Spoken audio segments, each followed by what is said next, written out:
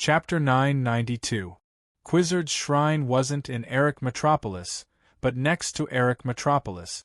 Wooming decided to go to Eric Metropolis to take a look. After all, the magic power made Wooming feel uneasy. If Wooming, the leopard man, and Anna left just like that, the citizens of Eric Metropolis might be in danger. Wooming turned to look at the leopard man, who had the sharpest senses. At this moment, the leopard man narrowed his eyes and looked in the direction of Eric Metropolis.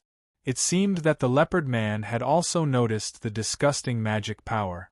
Let's go to Eric Metropolis first. Eric Metropolis. The citizens of Eric Metropolis were living their lives day after day. Although they were living in fear for a short period of time because of Quizzard, Eric Metropolis had returned to its previous daily life because of Wooming pulling the feathered serpent god into his group. As the saying goes, those who rely on the mountain live off the mountain, and those who rely on the river live off the water. After all, there were changes in the surroundings of Eric Metropolis. With the consent of Quizzard, the people would enter the jungle from time to collect some items for their daily life. After all, this jungle was moved by Quizzard based on the jungle in South America. There were plenty of resources, whether it was water, fruit trees, or herbs, they were all abundant. However, because the trees were full of water, they weren't suitable for firewood. But the former was enough for Eric Metropolis. In addition, the jungle would drive away the magic beasts, and the leopard man and his subordinates would occasionally help to collect. The citizens of Eric Metropolis were living a good life. As usual, the citizens of Eric Metropolis returned to Eric Metropolis after collecting the resources from the jungle. But the difference was that when they returned, someone greeted them at the entrance of the city. "Thank you for your hard work, everyone. Let's take a rest here." The person who spoke was a seemingly noble woman who was dressed elegantly and wore a veil. Even with the veil covering her face, the woman's beauty was obvious. However, no one was captivated by the woman because her status made them subconsciously respect her. "Lady Siduri, thank you for waiting for us here." A person who seemed to be a leader replied to Siduri with incomparable respect. This woman was Siduri, who had rushed over from Uruk with Gudatsi and the others. For some reason, Siduri was left behind. When she heard that the people who went out were about to return, Siduri volunteered to wait at the entrance of the city. Siduri didn't know what she should do. Because of Hyunryong's identity as the chief priest, the citizens of Eric Metropolis respected her very much. They didn't let her do any dirty work. More importantly, the living habits of Eric Metropolis had changed because of the jungle. Siduri, who didn't know about this at all, couldn't force herself to do any work. She might even be more of a hindrance. That was why Siduri was waiting at the entrance of the city to welcome the people who returned. She could only play a role in this aspect for now. The people sat down in the open space to rest for a while, and Siduri looked at the resources that the people had collected. "It seems like we didn't get much this time." Even though Siduri hadn't seen what the previous harvests were like, Siduri could tell at a glance that they didn't get much this time. After all, the amount this time was pitiful. The people only had a few jars of water and some fruits with them. That was all.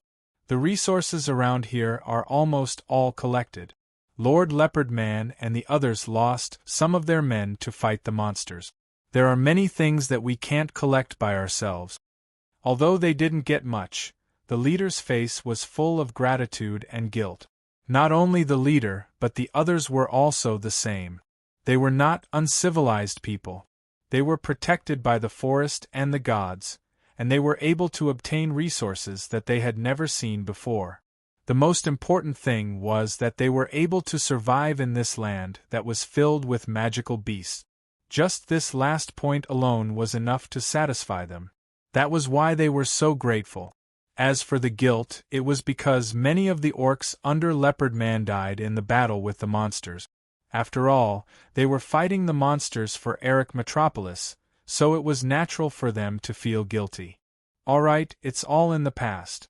Organize the resources and go back to see your families. Yes. Lord Siduri. Siduri was like an angel. The fatigue of the people who went out to collect resources was instantly cleared away. However, at this moment, a clacking sound suddenly came from the dense forest behind them. Everyone turned their heads to look. They really couldn't imagine what could make such a strange sound. It couldn't be a monster or an animal, because such a sound couldn't be made by living creatures. The trees in the jungle began to shake, and the bushes rustled. A brave citizen of Eric Metropolis walked over with a knife in his hand. He was about to check it out when he arrived in front of the bushes, but in the next second, a pitch-black cone-like object suddenly pierced the man's chest. In an instant, the man's chest was pierced, and blood spurted out. Then, the thing that pierced the man's chest walked out. Everyone present was shocked. What kind of strange thing was this? A pitch-black creature with arthropods appeared in front of them. Its head did not have any facial features, only a slanted mouth. A large red snake head dangled out of its mouth in an extremely disgusting manner. Its mouth full of neat white teeth did not make people feel at ease, and together with its pitch-black body, it made people feel extremely disgusted. The humanoid body under its head was rather weak and delicate, and its legs had degenerated into two thin lines. It looked like it had completely lost the ability to walk. On the other hand, the monster had 4 arms that resembled appendages. 3 of the 4 arthropods with sharp ends were scattered in 3 directions as support for the weak body. The 4th arthropod held the man whose chest was pierced. Blood flowed all over the ground in the blink of an eye. The people who were struggling before were basically motionless now. ZSYSNRLDSTZSCRN. Some words that people couldn't understand came out from the mouth of this strange thing that they had never seen before. Everyone who heard it felt uncomfortable. Coupled with the appearance of this unknown thing, it was a complete visual pollution. There was no doubt that the demonic beasts were wreaking havoc on this land. Although the people of Eiladu were protected, it was precisely because of this that they had nowhere to vent their frustrations unless they went to the battlefield. Their nerves were now extremely sensitive and tense, and now their tense nerves seemed to have been cut by this visual pollution. Many people felt despair, fear, and terror in their hearts, and in the next second this fear intensified. Chapter 993. The corpse of the impaled citizen slid off the forelimb of the unknown creature. However, in the next second, a monster that looked exactly like the unknown creature broke out of the cocoon and absorbed the corpse along the way. What is this? The scene before them made many feel despair towards this monster that was full of mental corruption. Out of fear, the weapons in their hands fell to the ground. Siduri looked uneasy. It was too late to retreat and seek help from the Quetzalcoatl god and the leopard man. Moreover, it was not just these 2 creatures. More and more unknown creatures walked out of the dense forest in front of them. There were hundreds of them. Now, everyone understood where the clacking sound came from. It was the footsteps of these unknown creatures. Everyone was stunned by the scene before them. The unknown creatures did not move. They just looked at them like a cat looking at a mouse. "We're done for, run!" It was unknown who said this, but surprisingly, this sentence caused everyone to react and run towards the city behind them. The dark unknown creatures moved as well. They were like cats that saw the mouse moving and were ready to hunt it down. Everyone hurried to the Quetzalcoatl god's temple. Siduri did not move. Instead, she shouted loudly. She told everyone to stay calm when they lost their cool. Then, Siduri rushed towards the monsters. "At least we have to buy some time."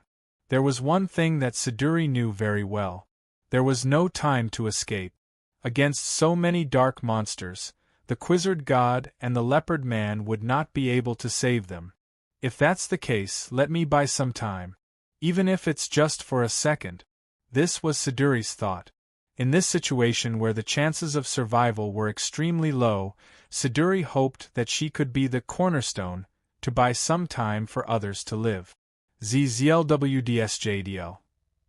The monsters spoke in a language that the humans could not understand. They split into two groups.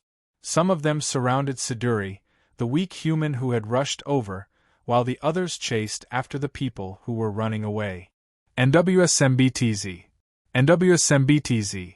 The monsters surrounded Siduri, as if they were questioning her why she did not run away. They kept repeating the same sentence. Siduri could not understand the language of these monsters. She could only suppress her trembling body, clasped her hands in front of her chest, closed her eyes and prayed. Lord Hyunryong, KLS, JTBCWMDTL, KLS, JTBCWMDTL. The monsters raised their sharp forelimbs, as if they were performing some kind of ritual, and collectively stabbed their forelimbs at Siduri. However, the pain did not reach Siduri's body. Instead, the sound of the weapon piercing into the flesh reached Siduri's ears. Poochie, Poochie, Poochie, Siduri boldly opened her eyes. The pitch-black monsters around her were all paralyzed on the ground. There were weapons pierced through their bodies. Purple blood flowed out from the bodies of these dead monsters. King Gilgamesh? This scene was very similar to Gilgamesh's style. After all, in Siduri's memory, only Gilgamesh, who had the Gate of Babylon, could do this. Unfortunately, Gil did not come. A familiar voice entered Siduri's ears. Siduri could not help but raise her head, and then she saw Wuming attached to the air. Lord Hyunryong? Wuming waved his hand, and the weapons that killed the pitch-black monsters all flew into the illusory grids that appeared one after another behind Wuming, and the bodies of the dead monsters also turned into dust and dissipated. Siduri finally understood that those weapons were released from the grids behind Wuming. This was the same method as Gilgamesh. As expected of a master and disciple. Siduri thought so. That's right. Lord Hyunryong, there are still some monsters heading towards Erech Metropolis? Siduri immediately reacted and looked at Wuming pleadingly. Don't worry, Funbaba, Leopard Man, and Anna are all in the city. These things won't cause any trouble. Just Funbaba alone was able to annihilate these unknown monsters without any casualties. Their physical strength wasn't that high, and they had no idea what they were. Wuming jumped down from the air, and grabbed a handful of dust that disappeared from the monsters in his hand. This is God's clay? Enkidu's body was made of God's clay, so there was no reason why Wuming could not recognize God's clay. God's clay? Siduri could not help but be shocked. Siduri naturally knew that Enkidu was made of God's clay. However, she really did not expect these murderous monsters to be of the same origin as Enkidu. Looks like this is Tiamat's doing. Wuming really could not think of anyone else who could create such monsters, other than Tiamat. Siduri, immediately go into the city and find Funbaba. Ask Funbaba to surround the entire Erech Metropolis with vines to prevent such monsters from appearing again. Also, help me tell Leopard Man and Anna to temporarily stay in Erech Metropolis as a precaution. Siduri was worthy of being Gilgamesh's assistant. After hearing Wuming's task, her trembling body immediately stopped. Yes, Lord Hyunryong, I will go tell them now. Siduri immediately ran towards the city, but just as she moved, Siduri stopped again. Lord Hyunryong, what are you going to do? Siduri was not a fool. Since Wuming asked her to inform Funbaba and the others, it meant that Wuming had something to do and had to leave. Wuming turned to look at Siduri and said concisely, I'm going to UR City to take a look. UR City and Erech Metropolis were the only two cities left in the jungle. It did not mean that the people in the other cities in the jungle had died. These people had gathered in UR City and Erech Metropolis and were protected by Quizzard's reign of terror. It was not until Wuming roped in Quizzard that the two cities returned to normal. Moreover, UR City and Erech Metropolis were cities not far from the Persian Gulf. If these monsters all landed in the Persian Gulf where Tiamat was, the monsters may have also attacked UR City. Wuming, who had been to UR City, directly came to the entrance of UR City with a portal. Wu-Ming used his telekinesis to fly into the air and overlooked UR City. It could only be said that as Wu-Ming expected, the dark monsters in the city had begun to hunt humans. Wu-Ming even saw two humans fighting in the encirclement of monsters. Obviously, these monsters were holding a game with simple rules but extremely disgusting. Chapter 994. Letting two people duel and telling them that only one of them could survive. Otherwise, both of them would die. The former's promise and the latter's threat allowed both parties to duel without any qualms. This could be said to be a vivid depiction of the ugliness of human nature. To be honest, Wu-Ming hated this kind of game. There were only two outcomes to this kind of game. Either the victor would survive, or there would be no survivors. Obviously, the game of these monsters was the latter. The victor would also be killed. The winner, who had already killed his opponent before Wu-Ming arrived, sat on the ground, paralyzed. After he recovered, he stood up and looked at the monsters around him with excitement. At this moment, he felt the joy of being able to live in his heart. However, the monsters around him surrounded him and raised their forelimbs, ready to kill the winner. Why? I won? I won? I listened to you and killed him. Aha! The victor let out a voice that fell from the peak of hope into the valley of despair. His face was crumbling. Obviously, these monsters let two people duel for the sake of pleasure. They would not let anyone go. It had to be said that this was very suitable for the monsters. Only monsters could have such twisted pleasure that it made people want to vomit. The meaningless killing instantly made Wu-Ming furious. With a furious expression, Wu-Ming waved his hand. Countless chains extended from Wu-Ming's sleeves. The sharp chains flew towards the monsters in Wu-Ming's sight.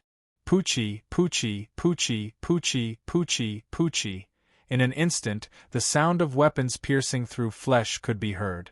All the monsters in Silent Cry's line of sight were pierced through by the heavenly lock, which was the weak point of most creatures. These monsters turned into ashes and dissipated. Sir Hyunryong. Seeing that Wu-Ming had saved his life, the winner immediately knelt down and thanked Wu-Ming. Not only him, many people in UR City who were about to be killed were also saved by Wu-Ming. They all knelt on the ground, praying and thanking Wu-Ming sincerely. However, Wu-Ming was not in a good mood at the moment. When he flew over the head of the winner, Wu-Ming used magic power to transmit a message to him. You will live the rest of your life in guilt and atonement until you die. These curse-like words lingered in the ears of the victor, causing him to tremble with fear. The winner suddenly raised his head, but Wu-Ming had already disappeared. Only the winner was left sitting in the same place with a look of horror and guilt. In the shadows of UR City, Wu-Ming strolled over. Wu-Ming did not blame the winner for killing his opponent in order to survive. After all, any smart person would know that there was nothing he could do about it. But even though there was nothing he could do about it, Wu-Ming's curse-like words to the winner was the price he deserved. Also, Wu-Ming didn't come for a stroll in the shadows because he was annoyed. He came to kill the monsters that were hidden. As for how to find these monsters, it was not difficult for Wu-Ming to release his mental power to cover the entire UR City. The monsters had a unique magic power that allowed Wu-Ming to find them easily. A few monsters that were lucky enough to escape Wu-Ming's sight and were not killed by the heaven lock charged out from the shadows, raising their two sharp forelimbs to stab at Wu-Ming. But in the next second, the heaven lock that appeared from the golden ripples around Wu-Ming pierced through their bodies from top to bottom. A few monsters turned into ashes. One of the monsters that was not completely dead struggled and tried to extend its forelimbs to Wu-Ming, and to Wu-Ming's surprise it said, "You are also the child of your mother, why are you helping humans?" But in the next second, it turned into ashes and disappeared with the wind. The child of my mother. Wu-Ming frowned. That's right, Wuming could understand the words of these monsters. He could understand the words that sounded like the whispers of the ancient god. That was why Wuming was surprised. And the words of the monster just now reminded Wuming of the first magical beast commander he met, Ulidim. At that time, he also said that Wuming was the child of Tiamat. However, Wuming was sure that he had nothing to do with Tiamat. It's probably because the later generations fabricated that Hyunryong and Tiamat are related. Wuming recalled what Roman had said when he introduced Hyunryong to Gudezi. And Wuming had seen gods bound by myths before. The gods of the God-Slayer world were the best example. It was probably because the mysterious Hyunryong was believed by the later generations to be the son of Tiamat, that Wuming's identity as Hyunryong was believed to be Tiamat's son by the magical beasts. Boring. Wuming could only give this sentence. Who would want to be brothers with magical beasts? Moreover, these monsters might also be Tiamat's children. Coupled with the game of the monsters, just now, Wuming felt disgusted at the thought of being brothers with these monsters. Wuming used his opened mental power to explore Ur City. After confirming that all these monsters were killed, Wuming withdrew his mental power and used the connection between Wuming and Yggdrasil to inform Funbaba to come to Ur City after building the protective shield of Eric Metropolis. Then, Wuming opened the portal and walked directly in. At the gate of the Hyunryong shrine outside Uruk, black-purple ripples appeared, and Wuming walked out. I haven't been here for a long time. Looking at the gate of the shrine, Wuming sighed. But now was not the time to sigh. Wuming suddenly released his mental power and instantly enveloped the whole place. Just as Wuming expected, there were indeed sporadic monsters appearing in Uruk. Not only that, but there were also a few ugly magical beasts with wings that Wuming had never seen before. They were probably the winged mermaid Kururu. Although the number of Kururu and monsters was small, without a servant, they were no match for these two creatures that they had never seen before. And the monsters also had the ability to turn the people they killed into monsters. If they were given enough time, perhaps the whole Uruk would fall. I don't know how Baby and Gudatsi are doing. There were still a lot of magical beasts on Baby's side. Leonidas and the others couldn't spare any time. Since Gudatsi and the others weren't in the city, there was no doubt that they must have met up with Ishtar near the Persian Gulf. I have to hurry up. As for what time to hurry up, naturally, it was the time to release the backup. Chapter 995. Wuming retracted his mental strength and walked straight into the temple without a door. He came to the Hyunryong statue. The Hyunryong temple was indeed abandoned. This was an undeniable fact. However, when Wuming returned to the Uruk last time, he did something to the temple just in case. Wuming's spiritual base left a barrier in the temple statue that was comparable to a precious artifact. No, it should be called a precious artifact barrier in the god's generation. Wuming floated up and pressed one hand on the head of the Hyunryong statue while chanting. The gods will eventually retreat, and the mythological era will inevitably come to an end. An ethereal voice that contained magic came from Wuming's mouth. Along with these words that were filled with magic, the Hyunryong statue emitted light like a piece of shining jade. Those who have been enlightened need not be guided. Only the protection of the end, like a firefly burning, the light of the unpolished jade turned into specks of fireflies and dispersed into the air. My God, restore, bless the world with this body. In an instant, the Hyunryong statue was completely shattered. The shattered statue turned into specks of light, and along with the powerful magic that was released when it was shattered, they dispersed in all directions. They passed through the temple's walls and floated into the air.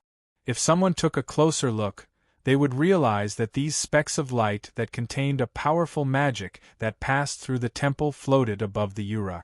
This was indeed the case. In the next second, a light film suddenly appeared above the Uruk and enveloped the entire Uruk in the form of a protective shield. The moment the Uruk was enveloped by the light film, a large number of specks of light scattered everywhere in the Uruk like phosphor powder. The monsters and Kururu in the light film all exploded and died the moment they came into contact with the phosphor powder. However, the humans were not affected at all. Roar! A dragon's roar came from the sky, and the shadow of a huge dragon appeared on the light film. It was Wuming's dragon-shaped shadow. "It's Hyunryong-sama? Hyunryong-sama has blessed us? Hyunryong-sama? Thank you, Hyunryong-sama?"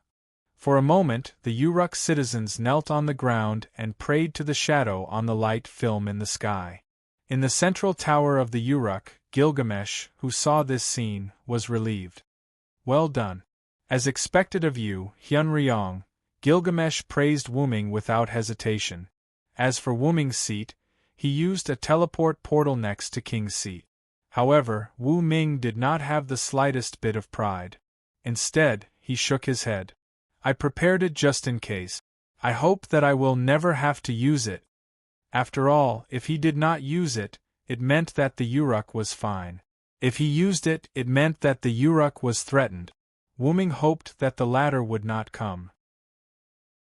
However, things did not go as he wished. Wuming had no choice but to use the noble phantasm. At that moment, Gilgamesh no longer commented on this matter. Instead, he changed the topic. "What do you think about the awakened Tiamat?" He put aside the clay tablet in his hand. There was no need to deal with government affairs now. Then, Gilgamesh pointed to the seat on the left and motioned for Wuming to sit down. "I have a trump card to deal with Tiamat, but I still need some time." Wuming sat down and said, "The northern wall is still under attack from the demonic beast. General Leonidas and the military counselor can't get away for a while. Otherwise, it would be best to let the military counselor stall for time. Zhuge Kongming was famous for his defense. It would be foolproof to let him make a plan to stall for time. However, Chaldea is also a good candidate. You can discuss with them. This king can only be used to command the soldiers to repair Nabistin's tooth." Gilgamesh, who had sealed most of his noble phantasms when he became the Sage King, did not have much combat power. The strength of the old Gilgamesh and the young Gilgamesh were worlds apart. However, in terms of non-combat, Gilgamesh did a good job. For example, he created Nabistin's tooth. Because of Zhuge Kongming, the incomplete Nabistin's tooth was successfully developed 3 months ago. It was installed in the southwest of Uruk as a defensive device. However, what was interesting was that Nabistin's tooth was basically useless. The monsters rode on the winged Kururu and easily crossed Nabistin's tooth. Although Ishtar and Gudatsi were there to stop them, some of them still arrived in Uruk alone. If Wuming did not use the one-time noble phantasm sealed in the Hyunryong statue to protect the Uruk, Gilgamesh would have to deal with those demonic beasts himself. Speaking of which, what are those monsters? Their bodies are made of God's clay. Gilgamesh's pupils shrank when he heard Wuming's words. Obviously, Gilgamesh had no idea what they were. Roman from Chaldea should know what they are, but the people from Chaldea and Ishtar are fighting the monsters and the Kururu in the southwest Persian Gulf. Even Merlin is there. However, this king doesn't have the means to contact them, so he can't contact them at the moment. Gilgamesh had another layer of meaning. He did not know much about the current situation, so he could not say much. However, Tiamat's awakening is beyond this king's expectation. Gilgamesh used his clairvoyance to see the future, but Gilgamesh saw those things in his dreams. After he sealed those things on the Destiny Tablet, Gilgamesh forgot what he saw. This was normal for humans. When a person woke up, he could only remember the dream for a short time. Once he was completely awake, the dream would be forgotten. The most reliable way was to record it on the spot. However, since he recorded it on the Destiny Tablet when he was half awake, it was reasonable for Gilgamesh to forget where the tablet was. Due to the tense situation, the tablet was not found at all. However, it did not matter if it was not found. After all, the enemy now was Tiamat. The Holy Grail is not with Gorgon either. It is most likely with Kingu or Tiamat. Wuming did not see any trace of the Holy Grail when he killed Gorgon. In addition, Kingu easily abandoned Gorgon. It was obvious that the Holy Grail was not with Gorgon. Kingu? Ha ha ha, you mean the impostor who is using Enkidu's body? That is a logical name. The reason Gilgamesh laughed was simple. Gilgamesh obviously did not think that the person was Tiamat's son, Kingu. Chapter 996. If it was an ancient god like Kingu, there was no need for him to take over Enkidu's body. This would lower his own status, so that Kingu must be an impostor as well. But Kingu was Tiamat's son, which was quite fitting for the impostor Enkidu. Speaking of which, Merlin told me something through the stone tablet. Oh, Gilgamesh showed an interested expression. It was obvious that Merlin was also hiding something from Gilgamesh. Merlin cast an illusion on Tiamat when he was in the Utopia, and kept Tiamat in a state of deep sleep, which led to Gorgon's appearance. Wuming told Gilgamesh about the letter Merlin wrote that he obtained from Anna. Kingu used the Holy Grail to connect Tiamat's 100-beast embryo authority to Gorgon's body, so that Gorgon could use the 100-beast embryo authority that was still in Tiamat's body, and through Gorgon's death, he could affect Tiamat and cause her to wake up from the illusion. For the record, this was something that Merlin discovered later. When Wuming used force to injure Tiamat's transformed Gorgon and caused Gorgon to return to normal, Tiamat woke up for a short while, but she immediately fell into a deep sleep.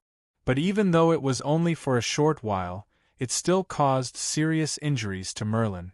But because Tiamat did not wake up, Merlin did not suffer any fatal injuries.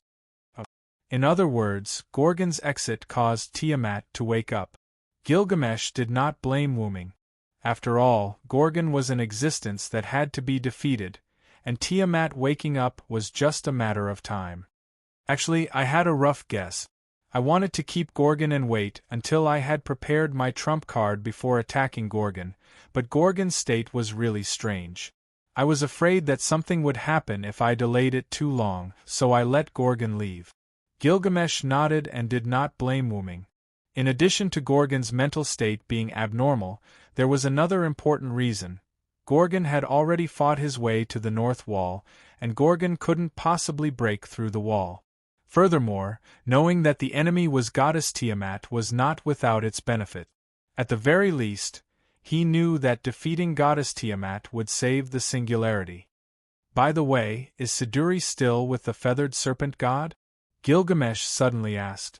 Wuming could not help but look at Gilgamesh. Why would he ask about Siduri at a time like this? This was obviously a personal matter, and it was unlikely that Gilgamesh would ask about it. But Wuming thought of Gilgamesh's clairvoyance. If Wuming did not arrive in time, Siduri would have undoubtedly been killed and assimilated into the monster. Wuming happened to see the monster being born from the body of the killed villager when he arrived, and he had to admit that it was quite disgusting, both psychologically and physically. Gilgamesh probably saw something bad in the future. But it was scary but not dangerous. Wuming smiled faintly. With Wuming, an existence that did not belong to this world, any fate that was linked to Wuming would deviate from its fixed path. That was certain. Although his expression did not change, Gilgamesh clearly sighed in relief. Familiar with Gilgamesh, he could see that. But before Wuming could show an expression of ridicule, Gilgamesh immediately spoke. The Uruk is protected by this king and your power. You should go and support Chaldea and Ishtar. They are the main fighting force at the moment. Gilgamesh waved his hand and the seat under Wuming shattered. Without another word, he chased Wuming out. After all, the king also cared about his reputation. How could he let Wuming laugh at him? It's still swift and fierce, Wuming said softly as he walked out of the divine tower. Looking at the canopy that shrouded the entire Uruk, as well as the sporadic magic beasts and monsters that could not enter the canopy, Wuming finally felt relieved. At least the Uruk was safe. Wuming leaped and flew directly into the sky. He penetrated the protective light film and killed the few kururu and monsters along the way. Then, he flew in the direction of the Persian Gulf. Gilgamesh, who was at the top of the divine tower, looked at Wuming through the open window with his sharp eyes. He picked up the clay tablet at the side again. Being calm in the face of change was also the way of a king. In the direction of the Persian Gulf, Wuming would kill kururu and monsters whenever he encountered them. Wuming, who had almost unlimited magic power, was not someone these things could stop. Soon, Wuming flew to a position close to the Persian Gulf. However, Wuming frowned. Although it was not obvious, Wuming could see that the sea level was rising. Not only that, but the ground was almost full of the figures of those monsters. They were densely packed, like bees crowded in a hive. Most of the monsters were moving toward the Uruk, and a small number of them scattered in all directions. It seemed that these monsters knew how to kill. But unfortunately, except for Uruk and Erech Metropolis, the people of other cities had already taken refuge in the Uruk half a year ago. It could be said that if it were not for the Quetzalcoatl, the people of Uruk and Erech Metropolis would also have gone to the Uruk. However, it was precisely because the people of these two cities did not go to the Uruk that the burden on the Uruk was reduced, which could be regarded as a pleasant surprise. Even if these monsters did not go to the Uruk, they could only go to Erech Metropolis and Uruk. At the moment, those two cities were protected by Funbaba, Leopard Man, Anna, and the missing Gadotsi and others. In all likelihood, they went to the Quetzalcoatl's territory. Wuming did not have to worry at all. Looking into the distance, Wuming found that the distant sky was covered by dark clouds. For some reason, he could not see the situation on the sea clearly. He could only see some monsters floating on the sea. Wuming saw them very clearly, but these monsters were motionless as if they were in an incubator. Sure enough, they climbed up from the sea. These monsters were related to Tiamat, and Tiamat was in the Persian Gulf, so it was not surprising that these monsters climbed up from the Persian Gulf. Compared to the monsters on the ground and in the sea, the number of winged mermaids in the sky was not many. No, it was not that there were not many, but these magical beasts had become breeding grounds for the monsters. One after another, kururu flew to the ground, allowing the monsters to kill them. Then, a new monster was born from the body of the killed kururu. Chapter 997. Perhaps it was because they had absorbed kururu, these monsters were taller than the other monsters that came ashore from the sea. Their bodies were bigger too. Their originally shriveled and weak bodies had become slightly bulkier. They looked a little stronger. However, Wu Ming wasn't here to see the demons and monsters. No matter how powerful these monsters were, as long as the final enemy, Tiamat, was defeated, these things would naturally fall apart without a fight. Wu Ming was there to discuss with Gadotsi and the others. Let's go to Erech Metropolis and Ur City. In fact, Wu Ming could sense Ishtar's general location through the contract between him and Ishtar. That location was in the direction of the dense forest. Moreover, Wu Ming did not see Gadotsi all the way from Uruk. The probability of her being killed by these monsters was too low. It could be said that it was almost zero. Putting Matthew aside, Quizzard and Ishtar, the two Venus goddesses, were also there. Moreover, the first Hassan might be hiding in the dark to follow Gadotsi and the others. In short, Gadotsi would definitely be fine. In this way, Wu Ming would think that Gadotsi and the others had gone to the dense forest. After killing all the kururu that surrounded them, Wu Ming did not intend to kill the monsters on the ground. In the entire Mesopotamia, other than the guards at the north wall, there were only humans in the dense forest of Uruk and the Quetzalcoatl. Wu Ming did not encounter Gadotsi and the others along the way, which meant that they had gone to the dense forest. The Uruk had Wuming's one-time use relic as insurance. The north wall was too far away from here. Gudatsi and the others were in the dense forest. All three places with humans were safe. Wuming did not need to kill these monsters that would continue to be produced. It was still the same statement: after defeating the goddess Tiamat, all problems would be solved. Ur City and Erech Metropolis were not far from the Persian Gulf. Not only Wuming, but the monsters also soon arrived at these two places. Outside Ur City, Funbaba did not have time to build a vine barrier as the monsters came one after another not long after Funbaba arrived. Hence, Ur City was still the same as before, with only the dense forest around it as a natural defense. However, the dense forest was a natural hiding place for these monsters. It could be said that the dense forest did not help. However, it was fortunate that Finbabar was not fighting alone. A figure was flying in the sky. Several flashes of light flashed from the huge bow-shaped weapon of the figure from time to time. Countless monsters were blown away, and the energy generated from the explosions was enough to shatter these monsters. On the ground, a figure was wreaking havoc among the monsters. The explosions did not affect or damage this figure at all. Instead, every monster that came into contact with this figure would be split in half. This was the effect of the strangle skill. These two figures were Ishtar and Quetzalcoatl, the two goddesses of Venus. On the other hand, Gudatsi and Matthew gathered the people in Ur City and gathered them in a house that occupied a relatively large area. "Quick, everyone, come here!" Funbaba took the opportunity to summon vines outside the house to surround it. Considering that the limbs of the monsters were quite sharp, Funbaba's vine barrier, whether it was in Erech Metropolis or here, was thicker and could automatically regenerate. It did seem powerful and effective, but it also meant that Funbaba had to spend a lot more mana, energy, and time to use it. And because the monsters were approaching, Gudatsi and Matthew kept gathering the people here. They wanted to let the people gather in one house first. After all, building a vine barrier around this big house was much easier than building one around the entire Ur City.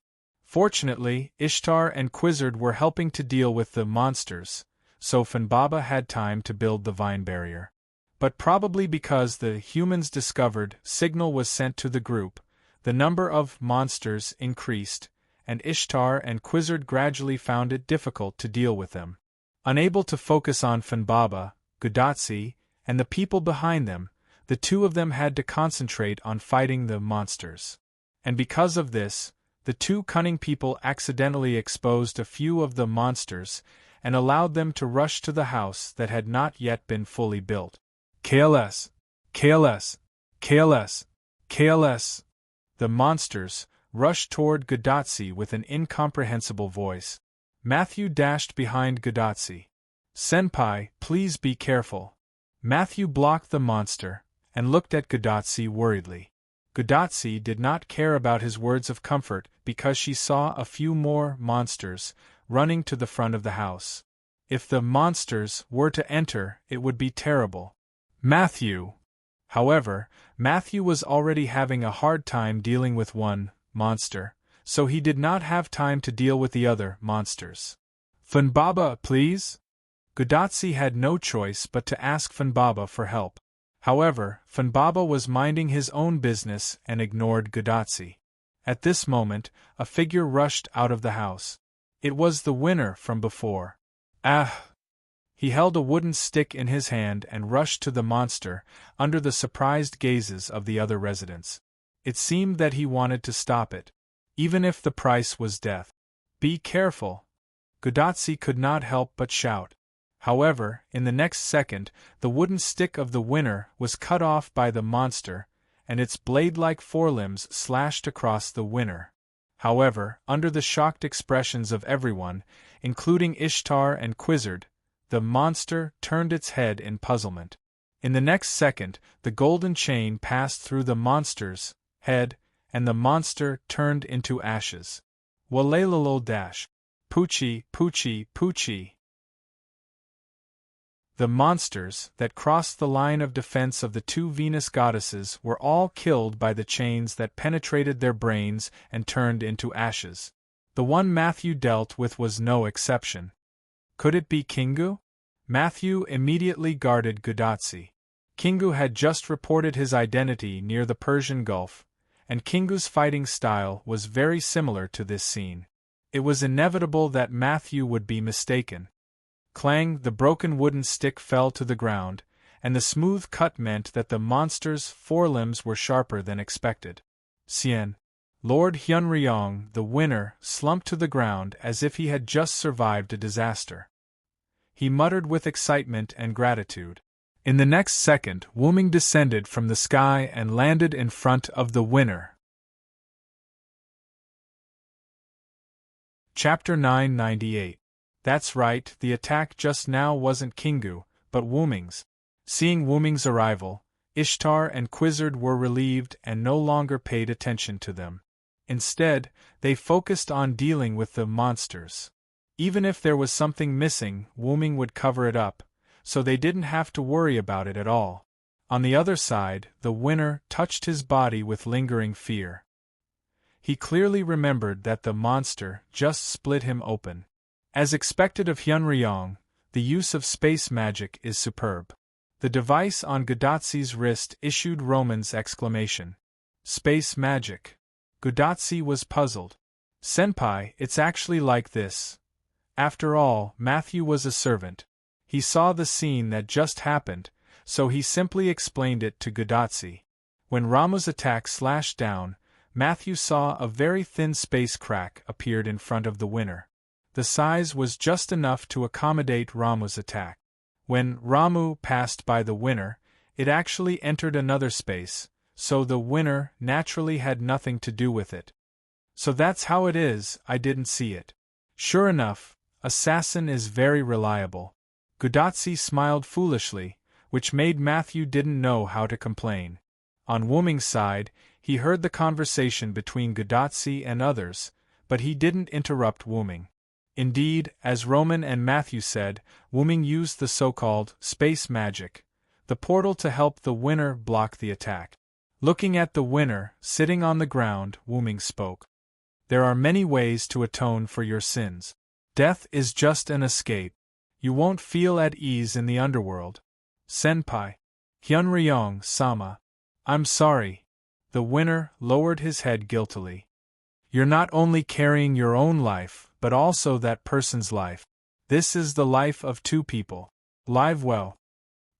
He patted the winner on the shoulder, and then left the winner, sitting on the ground with a thoughtful look. Wuming walked toward Gudazzi, while looking at Funbaba. Funbaba, go and help Ishtar and Quizzard. Woo-woo, Funbaba immediately joined the battlefield. Assassin? Gudazzi waved her hand and ran toward Wuming. But then, Gudazzi showed a dissatisfied look. Why won't Funbaba listen to me?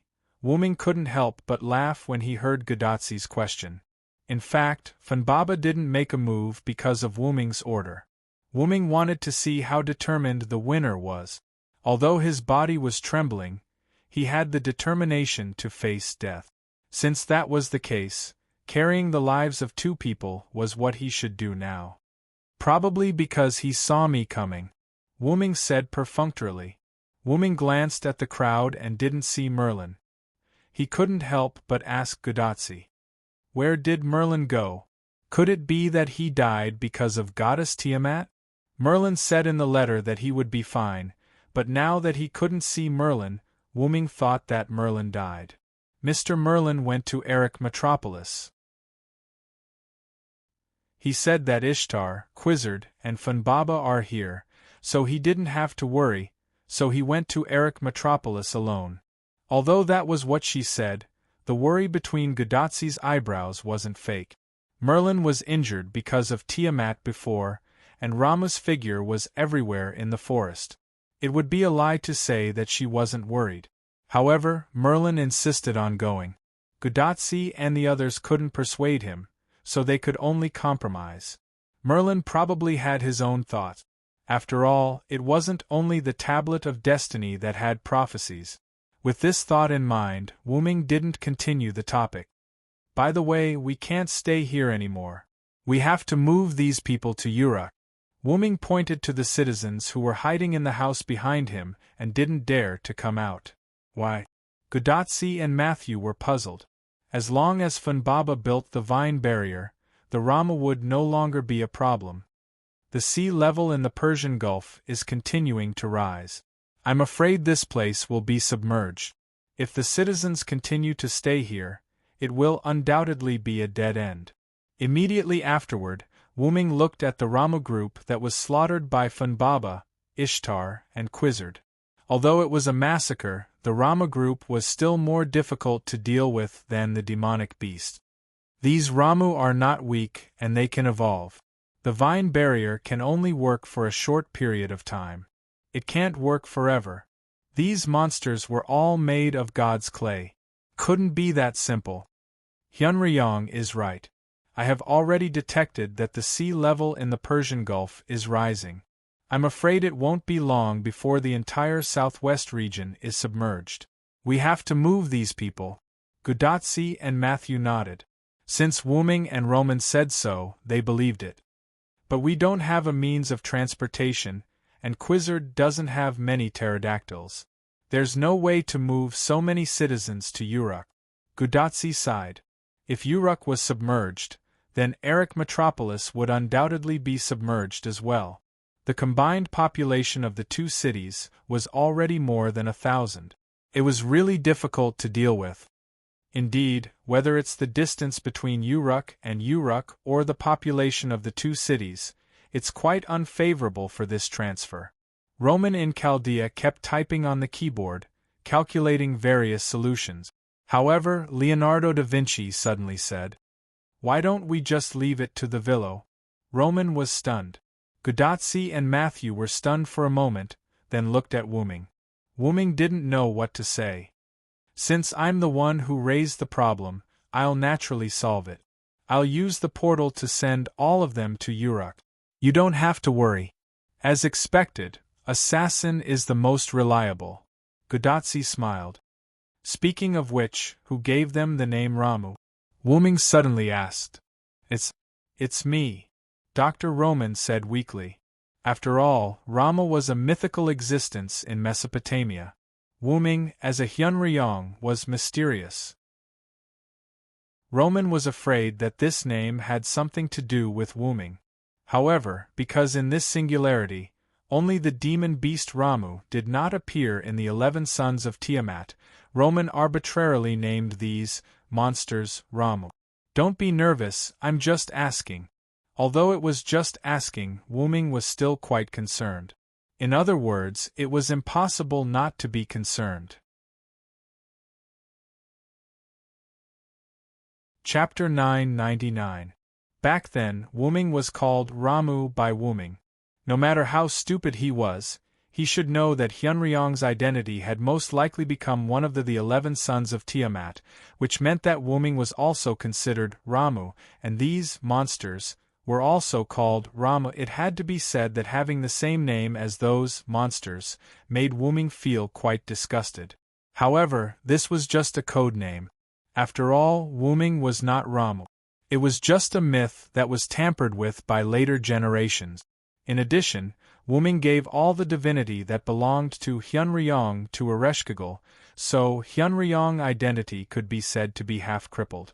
Therefore, Wuming shook his head and stopped thinking about these things. It's always convenient to have a code name. By the way, did you meet Kingu? Do you know where it is now? Just now, the fake Enkidu who claimed to be Kingu ambushed us when we rushed to the Persian Gulf to support Miss Ishtar. However, Miss Quizzard took advantage of the abnormality and defeated the other party. After that, we rushed over because we were worried about the situation in the jungle.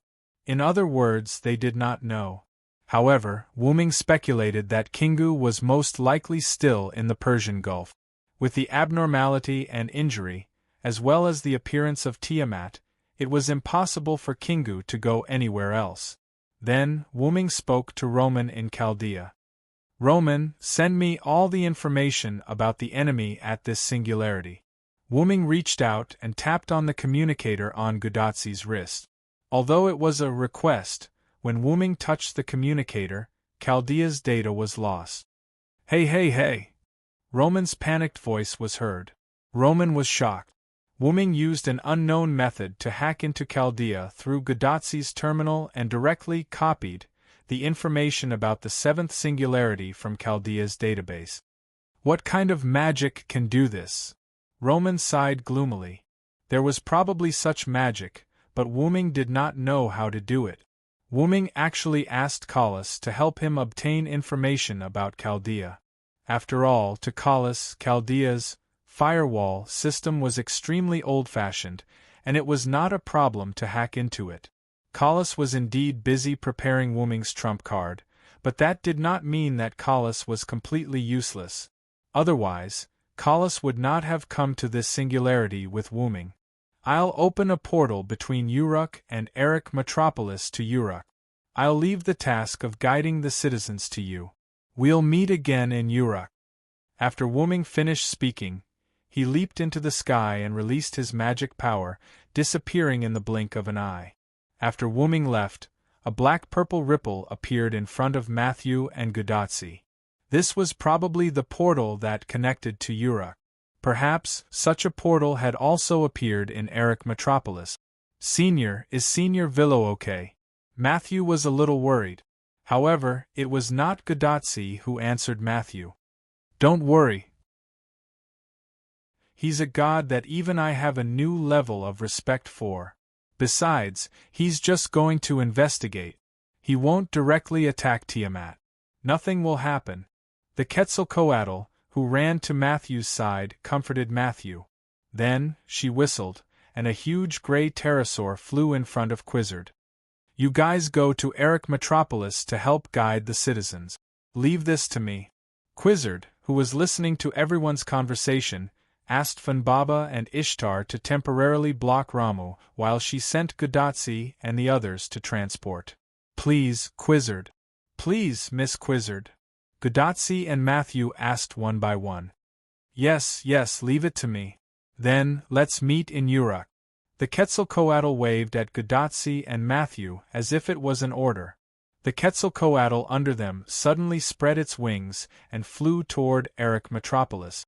Then, Quizzard arranged for the citizens of Uruk to enter the portal one by one.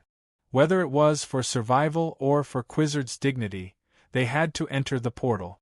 Because of this, in just a short period of time, the citizens of UR City had all entered the teleportation portal. Quizzard!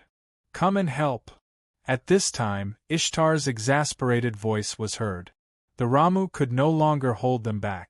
Even if Funbaba kept summoning vines to intercept, they still could not stop the Ramu's numbers. Rats could indeed bite an elephant to death, especially one that did not fight. Funbaba and Ishtar were such elephants at this moment. Ishtar had to cherish her magic, so she could only kill the Ramu bit by bit. The task of stopping the Ramu was actually handed over to Funbaba. After all, it was more suitable for the task. Although Funbaba could kill the Ramu, its main task now was to stop the Ramu and allow the citizens of Uruk to leave. It had to be said that it was already a good thing that they could hold on until now. The number of Ramu that came to support them was probably in the tens of thousands, and this did not include the dead Ramu. Moreover, one should not forget that the Ramu had always had reinforcements. With Ishtar and Funbaba not fighting, and Ramu continuously providing reinforcements, the number of Ramu could only increase, not decrease. However, now was probably the time to reap the harvest. After all, the citizens of Uruk had all been evacuated. Ishtar, you can go all out now. Funbaba Tug, the feathered serpent goddess, waved at the human and beast in the sky and on the ground. Then, Quizzard whistled again.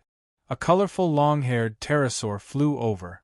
This was Quizzard's personal mount. When the pterosaur flew over Quizzard's head, Quizzard suddenly jumped and landed on the pterosaur's back. She kept increasing the pterosaur's altitude, as if something was about to reach the ground. Quizzard's method was not wrong. Something was about to reach the ground, and that was the anger that Ishtar and Funbaba had been holding in for so long. Woo woo woo! Accompanied by Funbaba's cry, an earthquake-like tremor spread from Funbaba's feet to the surroundings. The Ramu were all shaken to the ground, and even the buildings in Uruk began to collapse and crack. However, this was just the appetizer. Quizzard, who was flying in the sky, had an exceptionally good vision. In her eyes, almost all the Ramu were instantly pierced by the mutated vegetation around them. Some weak vegetation that could not kill the Ramu even left seeds in the Ramu's body. In the next second, the sprouts in the Ramu's body suddenly grew, and directly broke the Ramu's body. Not only that, but the aftermath of the earthquake had also arrived. Countless cracks appeared on the ground, and countless Ramu fell into the cracks as if they had fallen into a bottomless abyss, disappearing without a trace. Chapter 1000. Woo woo woo!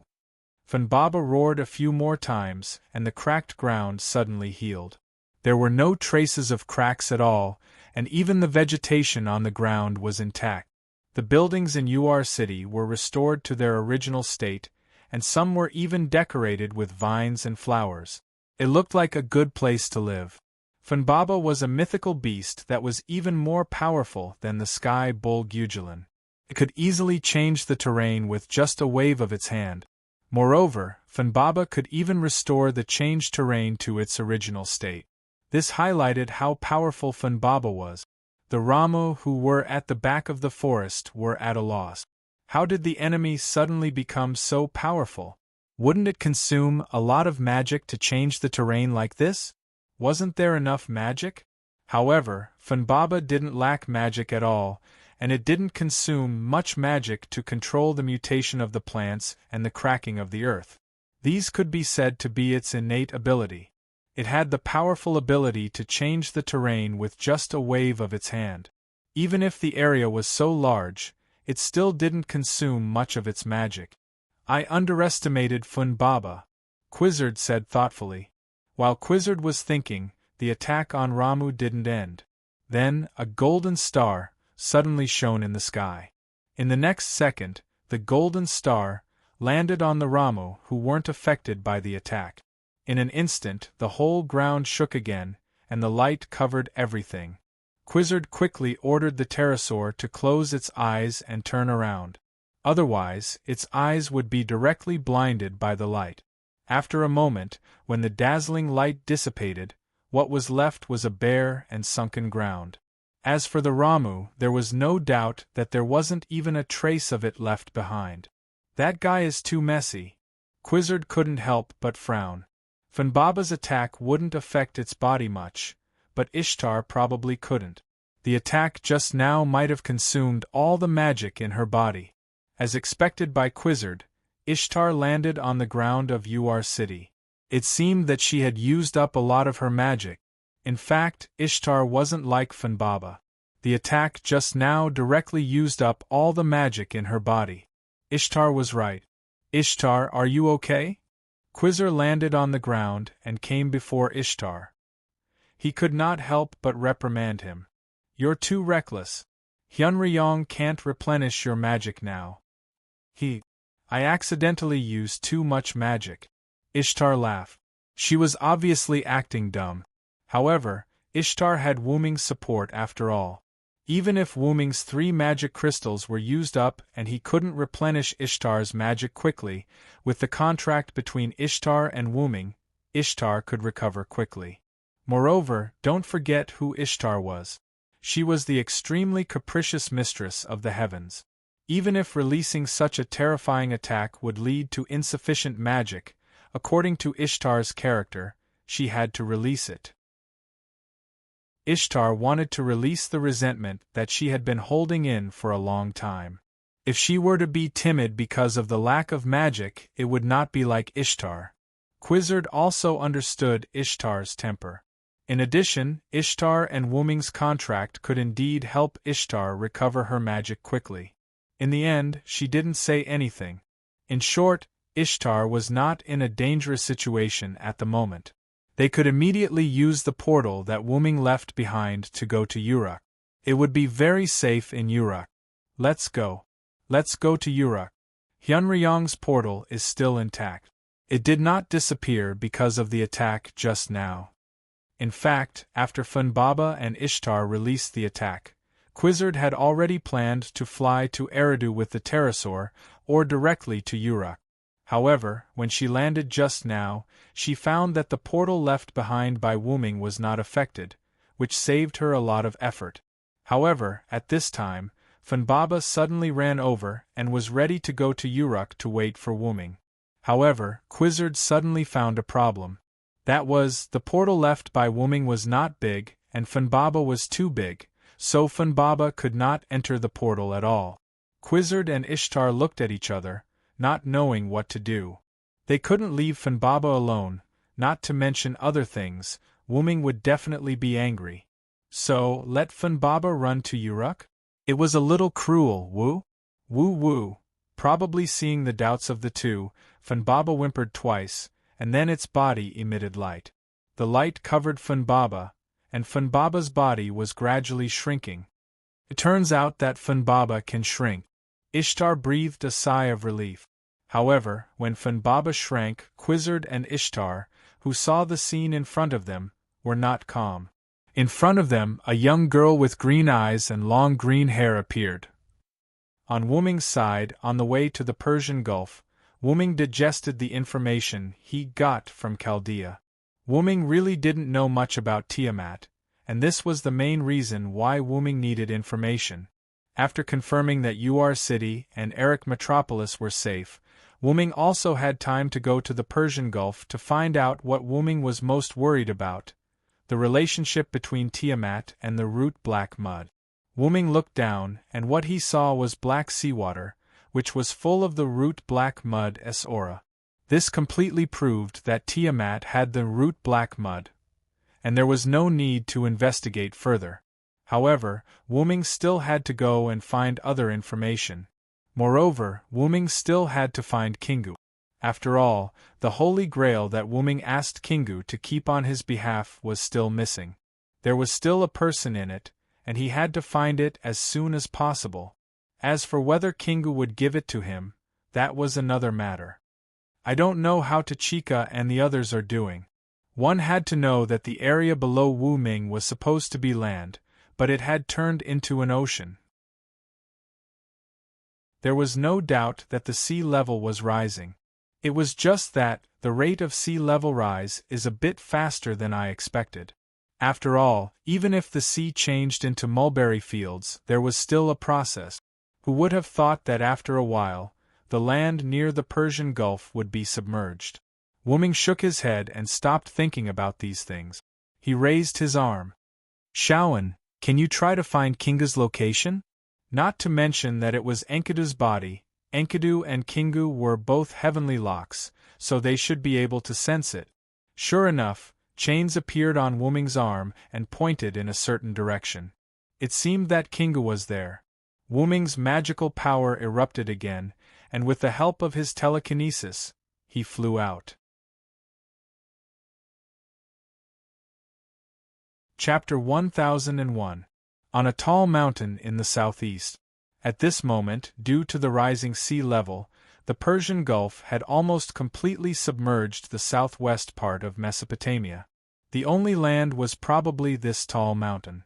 The dark clouds in the sky seemed to be moving with the sea level. The sky here was already covered in dark clouds, and on the peak of this tall mountain, the white-clothed green-haired puppet stood at a place with an excellent view, looking at the Persian Gulf in the distance. However, its unfocused gaze showed that it was absent-minded at the moment. This person was the one who used Enkidu's body, the one who called himself Kingu. My mission is over, Kingu muttered to himself. It was probably because of Tiamat's awakening that Kingu had the time to think about his own matters on this mountain peak. And the constant headache from before was something that Kingu had been thinking about. He thought about why he could not face the Uruk Hyunryong, why he would have a headache, and why he would see some memories that did not belong to him. It's just a remnant effect of this body. Kingu often used this sentence to numb himself. But Kingu knew that it could only numb himself temporarily, but not forever. Kingu had to admit that he was completely affected. Because of this, Kingu lured Wuming to the underworld and abandoned Gorgon. His goal was to wake Tiamat up as soon as possible. Only when Goddess Tiamat awakens would he be able to relax. As long as he could make Goddess Tiamat awaken before Wu Ming's influence caused his entire body to change, he would be able to complete the only mission he had in his memories. Kingu suddenly looked at a certain direction in the sky. A figure was flying in his direction. Without a doubt, it was Wu Ming who used Enkidu's senses to find Kingu. Celestial locks could sense each other. Kingu had already noticed this when Wu Ming brought Enkidu's celestial lock. Kingu's body was a genuine celestial lock in this era. It was much clearer than Enkidu's magical noble phantasm that wrapped around Wu Ming's arm. Therefore, after knowing that Wu Ming was coming, Kingu basically avoided Wu Ming. To be safe, Kingu didn't even come into contact with Uruk's servants. Even if there was a chance to kill Chaldea's master, Kingu gave up many opportunities to avoid being deeply influenced by Wu Ming again. Although Kingu met Wu Ming in the end, it couldn't resist Wu Ming. When Gorgon lost its self-control and was influenced by Tiamat to attack the North Wall, Kingu had been holding back. Even if it didn't want to meet Wu Ming, it waited until Wu Ming threw a great sun at him. But after it made a move, it immediately slipped away because it was influenced by this body again. As a result, it almost made Gorgon misunderstand that it was rebelling.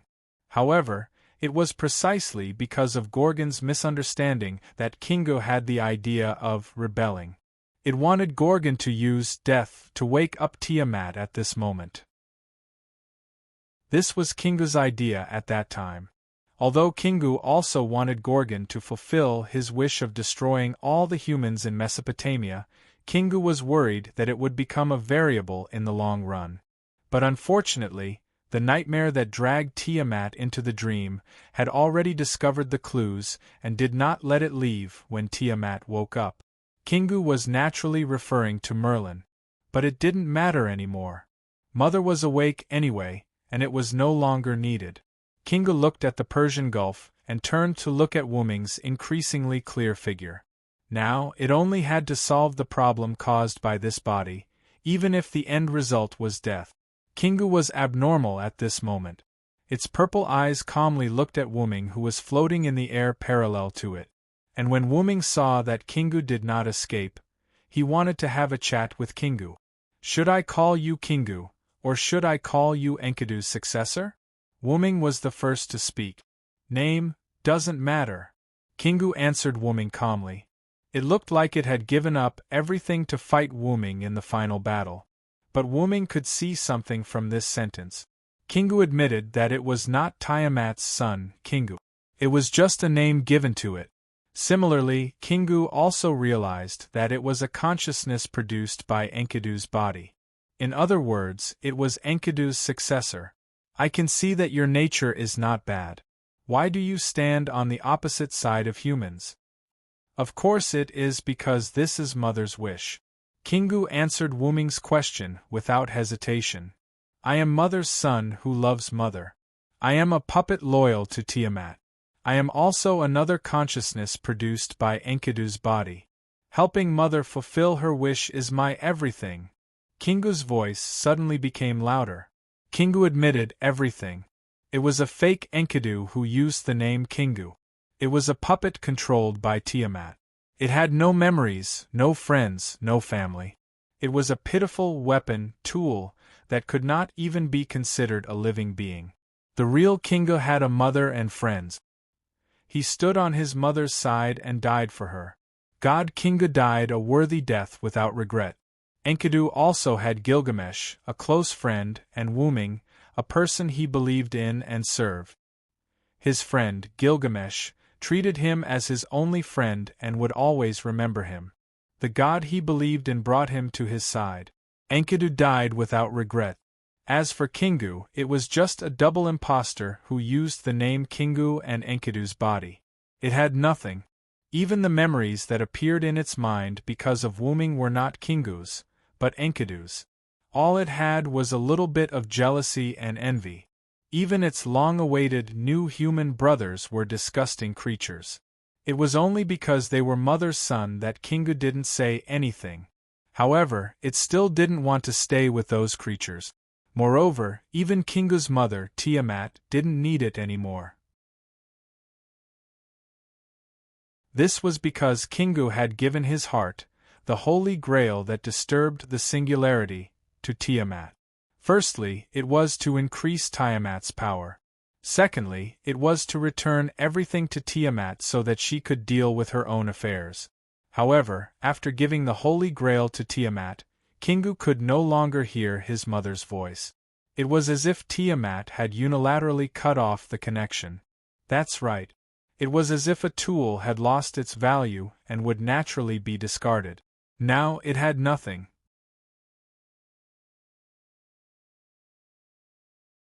Chapter 1002. Now it had lost everything. Therefore, after Tiamat abandoned it, it chose to accept all the memories and influence brought about by Enkidu's body. It was also because of this that it no longer had a headache when facing Wuming. Hee. At this moment, Kingu actually smiled at Wuming. Coupled with that familiar face, Wuming could not help but feel that Enkidu was smiling at him. Then, Kingu said something that shocked him. "Lord Wuming, you came to me to ask for the Holy Grail, right?" Kingu knew Wuming's name. How could Wuming not be shocked? Uruk Yunryong's real name had always been a mystery in Sumer mythology. Only Gilgamesh and Enkidu knew Wuming's real name. Even the Sumer's god Un and Gilgamesh's father, Lugarbanda, who made a deal with Wuming, did not know. From this, it seemed that Kingu had really accepted the memories brought about by Enkidu's body. Although he did not know if it was all or part of the memories, Wuming knew that it was no longer just Kingu, but a Kingu mixed with Enkidu's memories. It was no longer just Kingu. Then, without waiting for Wuming to recover from his shock, Kingu spoke again. "The Magic King's Holy Grail is my heart. I have already returned the Holy Grail to Mother." The heart was given to someone else, but Kingu was still alive. There was no doubt that it had found a replacement for the heart. It was obvious that it was the Holy Grail that Wuming had asked Kingu to protect before leaving. Wuming couldn't help but frown. Wuming could not possibly dig out Kingu's heart, could he? Besides, Kingu already had Enkidu's memories, so it could be considered half an Enkidu or a successor to Enkidu. Furthermore, it seemed like Kingu did not intend to become enemies with Wuming anymore. Wuming could not dig out its heart no matter what. "Since that's the case, I'll leave the Holy Grail with you for now. I'll take it out when I find something to replace your heart." Then, Wuming waved his hand, and Enkidu's heavenly lock flew towards Kingu. "But just to be safe, I can't let you act alone." Who knew what Kingu would do next? Tiamat was its mother, and it had become its obsession. If something bad happened, Wuming would have no one to cry to, so it was better to keep it by its side. "Even to an impostor like me, you're still as gentle as ever, Sir Wuming." Kingu smiled, but its heart was in pain. The nicer Wuming was to it, the more upset it felt. Just as the heavenly lock was about to touch Kingu, Kingu suddenly raised its hand and condensed magical power into a hand knife, as if it was resisting. This was within Wuming's expectations.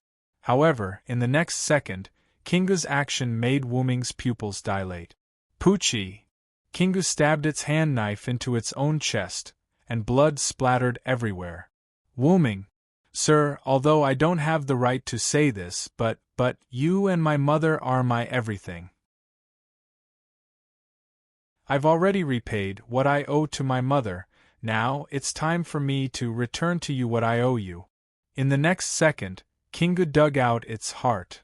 Along with the scarlet blood, a pure golden Holy Grail appeared in Kingu's hand. Then, Kingu used the last of its strength to throw the Holy Grail in Wuming's direction. "I'm very ashamed of my previous interference. This body is Enkidu's body, not mine, but I can only atone for my sins with my death. After Kingu finished speaking, it collapsed on the ground and did not move at all. Only the blood that flowed out of its heart stained the ground around it. In the end, Jingu's purple eyes, which seemed to be satisfied, slowly closed. Wuming subconsciously used the Holy Grail to look at Kingu lying in a pool of blood without saying anything. He just looked at it quietly. Kingu had already decided to die. Although it could still be saved, Wuming did not have the right to interfere, because that was the choice made by the consciousness of Enkidu's body. Wuming respected Enkidu. "It's probably because your memories have affected it too deeply," Wuming said to Enkidu's heavenly lock as if they were chatting. Heavenly lock, which had already returned to Wuming's side, wrapped around Wuming's body and rubbed Wuming's face to show its approval. Enkidu himself knew how heavy his feelings for Wuming were. To Enkidu, Wuming was like a father, a lover, a teacher, and a god that he believed in from the bottom of his heart. After Enkidu was cursed to death by the gods, his soul also willingly left with Wuming and became Wuming's noble artifact. From this, it could be seen how heavy Enkidu's feelings for Wuming were. Through the restraining force, this emotion had become something shared by every parallel world's Enkidu, and the Enkidu of this singularity was no exception. The heavy feelings turned into memories and stayed in Enkidu's body for a long time after his death. Wuming was the primer that opened up these memories. After Kingu saw Wuming, the memories that had been gathered in his body for a long time surged into his heart and turned into feelings. They fought with his thoughts of Tiamat, causing Kingu to have a headache. However, Kingu was just another consciousness that was born in Enkidu's body. How could a piece of white paper that was only stained with a little red resist the assimilation of a piece of paper that was stained with different colors?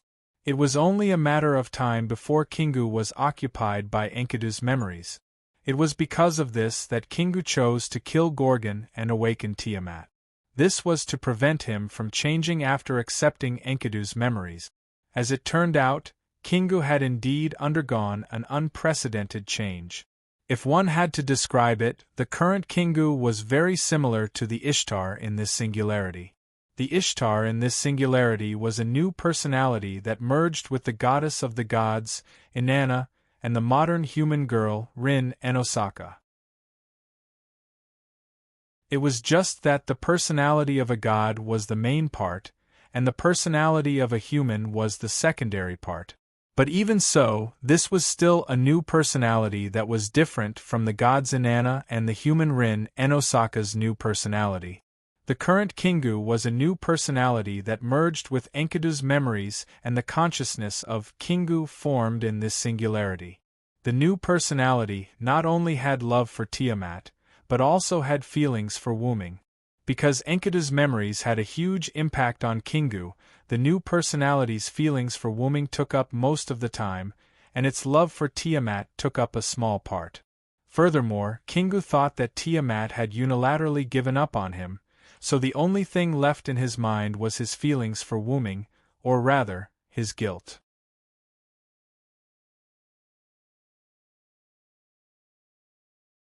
Chapter 1003. It was probably because of his feelings for Wuming that the new personality Kingu thought that he had committed a grave mistake and died out of shame. In the end, Kingu dug out his own heart and gave it back to Wuming. Kingu's nature isn't bad. He was just used by someone else. Wuming's tone carried a hint of anger when he thought of this. Kingu was still a consciousness born from Enkidu's body. For Enkidu, who had already gained intelligence and was known as a pure person, even if it was a body left behind after death, the consciousness born from it wouldn't be too bad. At most, it would just lack some compassion, in a situation like Kingu's, unless someone deliberately guided him. This was what made Wuming angry. Someone used Enkidu's body to create a new personality. This person must be Gidia. Enkidu was Enkidu. Even if it was a different consciousness, it was still a consciousness born from Enkidu. It wasn't something that anyone could touch. Wuming believed that if Gilgamesh knew about this, he would be just as angry as Wuming, or even more angry. Gilgamesh's only close friend had been used. Just this point alone was enough to make him furious. Even though Gilgamesh didn't react much when he found out about Enkidu's impersonation, that was only the self-cultivation of a wise king. If Gilgamesh had the opportunity to deal with Gidea, Gilgamesh would definitely let him have a taste of the oldest king's anger. Of course, Wuming was the same. Wuming looked at the circle of light floating in the sky and said quietly, "Gidea, you're dead." Wuming had decided that if he didn't turn Gidea into ashes, he would read his name backwards. Just as Wuming was furious, Enkidu's heavenly lock seemed to have made a decision and acted on its own. Walala. Like a golden snake, the heavenly lock slowly approached Kingu's body, which was about to turn cold, and stabbed into the gap in Kingu's heart. Xiao-en. Wuming could feel that Enkidu was gradually leaving him. It didn't matter whether he left or not. After all, Wuming didn't treat Enkidu as his noble phantasm. She had her own thoughts and Wuming had no right to stop her. However, Wuming couldn't understand what was happening. The heavenly lock that was wrapped around Wuming's body completely left Wuming's body and slowly entered Kingu's heart through the gap.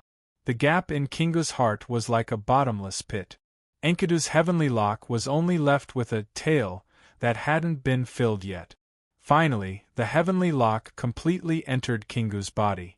In the next second, a silver light with a hint of gold shone from Kingu's body. Then, the gap in Kingu's heart disappeared and the blood on his body disappeared. Even the pool of blood on the ground disappeared. Jin-gu, on the other hand, stood up and looked at Wuming with a smile. "Master Hyun-ryong." This gave Wuming an unprecedented surprise. At this moment, the person in front of him wasn't Kingu, but the real Enkidu. Enkidu and Kingu both knew his real name. However, probably because Enkidu was Wuming's chief priest, she preferred to call Wuming Master Hyun-ryong. This was the tacit understanding between Wuming and Enkidu. Moreover, this was undoubtedly Enkidu's smile, so the person in front of him was definitely Enkidu. "You fused with Kingu's body?" However, after asking this question, Wuming wanted to slap himself. This was clearly Enkidu's body, and Kingu was just another consciousness born from this body. How could he say that he had fused with Kingu? It should be Enkidu who had returned to his body. In other words, the heaven lock Enkidu had returned. Seeing Wuming's embarrassment, Enkidu smiled and nodded. "I've accepted Kingu, so you can say that I've fused with Kingu." Looking at Enkidu's eyes, Wuming noticed that the pair of golden eyes, Enkidu's golden eyes in the game, flashed with a hint of purple. It seemed that the two of them had really fused. "It won't be a problem for you, right?" Wuming was a bit worried. After all, Kingu was determined to die, so Wuming was worried that Enkidu would be affected. However, Enkidu shook his head. "Even if it's not for the next plan, I won't seek death for you anymore." After Enkidu said this, Wuming understood that Kingu and Enkidu had indeed fused together.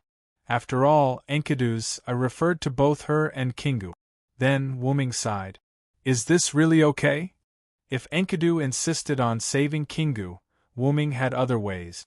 For example, he could immediately use the teleportation portal to find Gilgamesh in Uruk. The Holy Grail in Gilgamesh's treasury could be used as a replacement. There was no need for Enkidu and Kingu to fuse at all. "That's good." Enkidu smiled and nodded.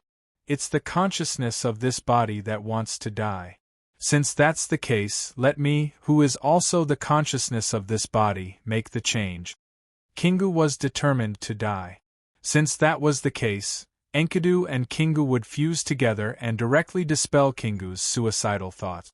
After all, no matter how much Kingu wanted to die, he had to be careful. This body no longer belonged to Kingu alone, but also to Enkidu. If he dragged Enkidu to die with him, it would go against Wuming's intentions. It was already treacherous enough, so it could not make any more mistakes. Therefore, Kingu dispelled the idea of suicide. Moreover, Kingu is the consciousness of my body after all. He can totally be me. Since that's the case, there's nothing wrong with fusing with me. Needless to say, Enkidu was the most open-minded. After all, they were the consciousness of the same body. Moreover, Kingu was indeed a pitiful person. Enkidu was willing to fuse with Kingu. Not only could he save Kingu, but he could also obtain a body. It was killing two birds with one stone. Enkidu had no reason to reject. Since it's your decision, I won't say anything else. Since it was something Enkidu wanted to do, Wuming would let it go and agree. Again, Enkidu was not Wuming's tool or relic. She was Enkidu. In Wuming's eyes, Enkidu was not only a complete body, but also a perfect person with a perfect personality and mentality. Although Leonardo da Vinci would be dissatisfied if he heard this, Wuming thought so. However, what Enkidu said next made Wuming's impression of Enkidu as a perfect person crumble. It's just that this body doesn't have a chest, so I'm not used to it.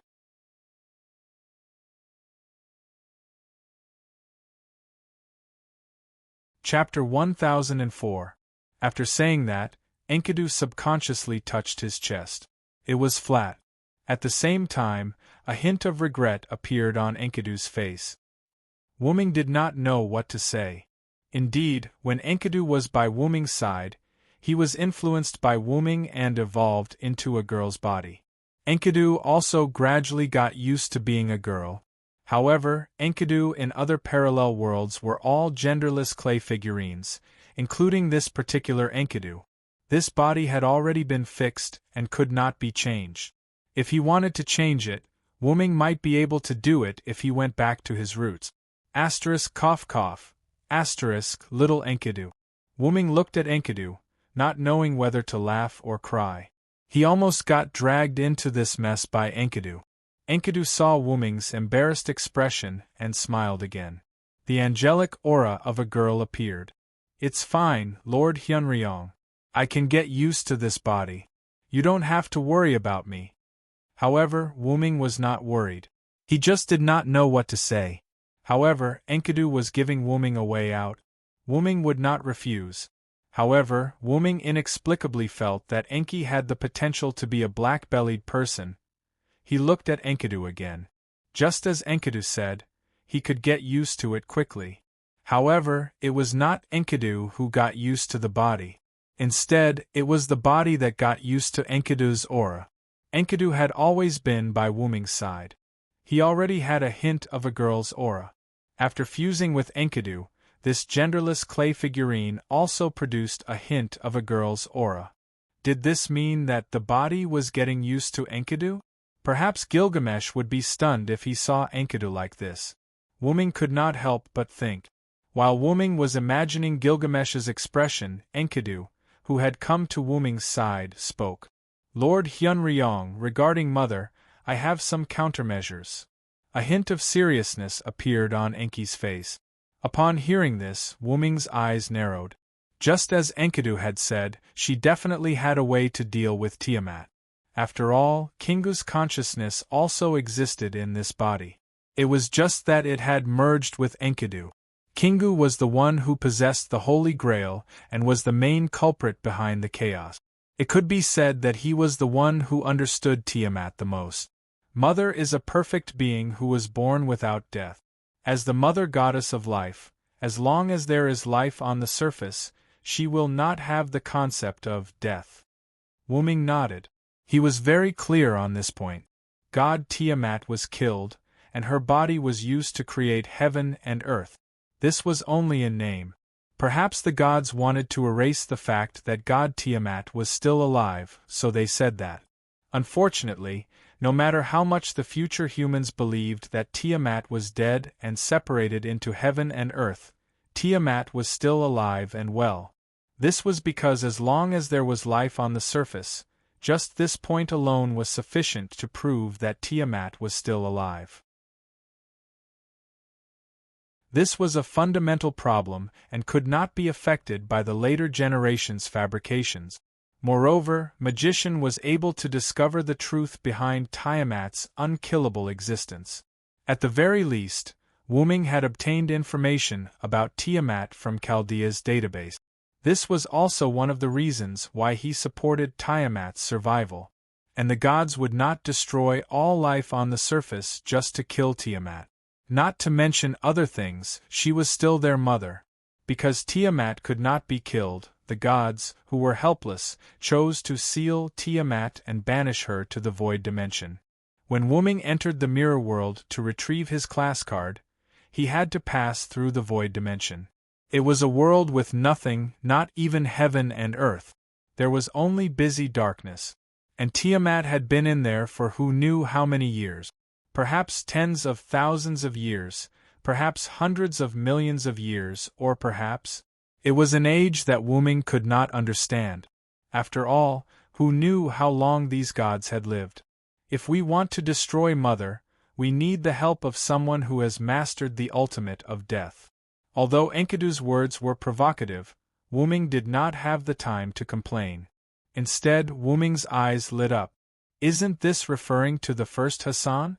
Seeing Wuming's eyes light up, Enkidu smiled and nodded. That's right, it's that old man. Enkidu had never seen the first Hassan before, but she could tell from Wuming's words when he examined Uxie-Mughal. There's one more thing, Lord Wuming. If we can lure Mother to the underworld, our chances of success will be greater. Enkidu was hesitant when she said this. This was something that could not be helped. After all, it was extremely difficult to lure Tiamat to the underworld. Not to mention that the underworld had always been far away in the north because of the Stone Soldier 8 formations. Tiamat was not a fool. She would not enter that place so easily. Enkidu stopped talking and Wuming fell into deep thought. Wuming was not thinking about anything else, but whether this plan would work. If it was just Tiamat alone, this plan would definitely work. Moreover, even without Wuming, the remaining people would be able to solve this crisis. Wuming suspected that the first Hassan from the previous singularity had given him face because he knew that this singularity needed him. If it was a coincidence, it would be too much of a coincidence. Wuming did not believe in fate, because Wuming himself was an existence that could disrupt fate. However, the premise was that Tiamat was still the original Tiamat. On the contrary, Tiamat somehow obtained the black origin soil. Even Wuming himself did not know what that thing was. He only knew that it was something that belonged to the origin, and it was a natural enemy of Wuming. Wuming was worried that Tiamat would change because of the black origin soil. No, it would definitely change. Aziz Dakaha in the box court world had undergone a huge change after being possessed by the black origin soil. Whether it was his body or his abilities, they were all different. Tiamat might change as well. Wuming took 2 steps toward the cliff next to him. He looked at the dark Persian Gulf, and then at the dense forest. The sea level had already risen above the dense forest. No, rather than saying that the sea level was rising, it was more like the black origin soil that filled the entire ocean was slowly submerging the land. As the black origin soil continued to spread, the dark clouds in the sky also moved little by little, as if reflecting the arrival of the apocalypse. Wuming turned around and looked at Enkidu. Anyway, let's go back to Uruk first. Mesopotamia, the central city of the Sumer dynasty Uruk.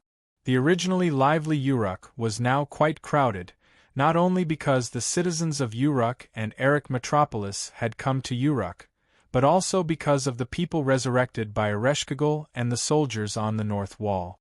That's right, the people on the North Wall had returned.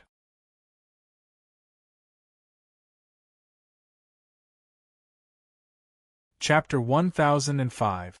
Yes, the people of the North Wall had returned. This was the order issued by Gilgamesh to return to the capital. The magical beasts that attacked the North Wall were killed by the Dinger. After the calculation, nearly half of the treasures in Gilgamesh's treasury were consumed. The semi-disabled commander Muzamov was also killed by the Dinger that was modified by Zhuge Kongming. After Gilgamesh received the news that the magical beasts in the North Wall had been annihilated, he ordered the supreme commander of the North Wall, Leonidas I, to lead the soldiers back to the Uruk. Gorgon had summoned all the magical beasts that were located in the north wall. It was impossible for the magical beasts to exist in the north. Even the magical beast's nest was impossible. Gilgamesh was worried that the Kururu and the Ramu that Chaldea had named would attack humans in other places because they couldn't enter the Uruk. So he ordered the people of the North Wall to immediately return to the Uruk. In the land of Mesopotamia, only the southern jungle, the Uruk city and the North Wall were confirmed to have humans. The southern jungle and the Uruk were protected. Only the North Wall couldn't protect the flying Kururu.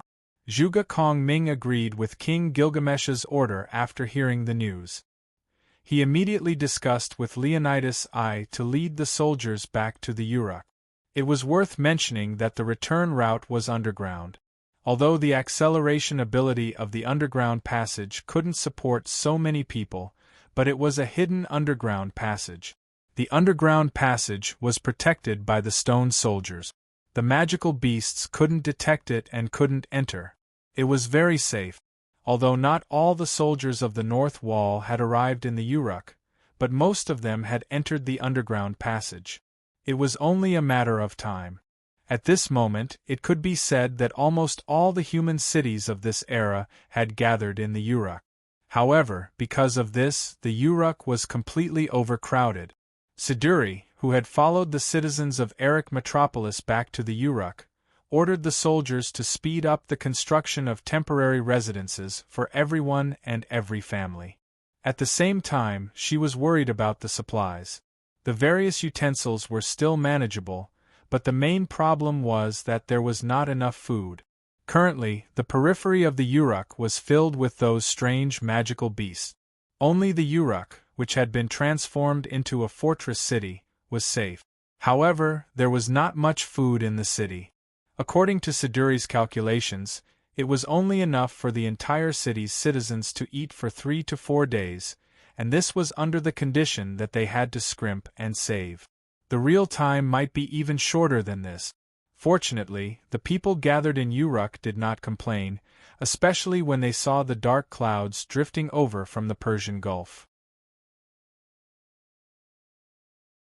Or rather, the dark red ominous clouds, the citizens became even more united. The elderly were supported by the young people when they walked. People gave way to each other when they ate. There were also many people who invited people who didn't have a place to live to stay in their homes. In short, it was a scene of unity where everyone helped each other. Every time Siduri saw this scene, she would have a thought. This was probably the reason why the Uruk could last for half a year under the attack of the magical beasts. Siduri's adjutant, who was assisting her, would occasionally be stunned by the smile that came from Siduri's thought. The thin veil couldn't hide this overly sacred smile at all. But after this thought, Siduri's heart was filled with deep worry. After seeing the good side of people, she really didn't want to see the evil side of people. Siduri knew that now everyone was living well. If 7 days later, when there was a lack of food, the evil in people's hearts would probably be drawn out. If an example had to be given, it would be like the 2 citizens of Uruk who were challenged by Ramu to a one-on-one duel. Both of them would try their best to kill each other for a slim chance of survival. This was also something that couldn't be helped. I hope that King Gilgamesh and Lord Hyunryong can solve this crisis as soon as possible. Looking at the direction of the God Tower, Siduri prayed. That's right, this was the reason why Gilgamesh didn't appear at this critical moment. He was in the God Tower discussing with Chaldea and the others. At the top of the Uruk God Tower, between the thrones. All the soldiers in the room had disappeared because they were all sent out by Gilgamesh to support Siduri's work.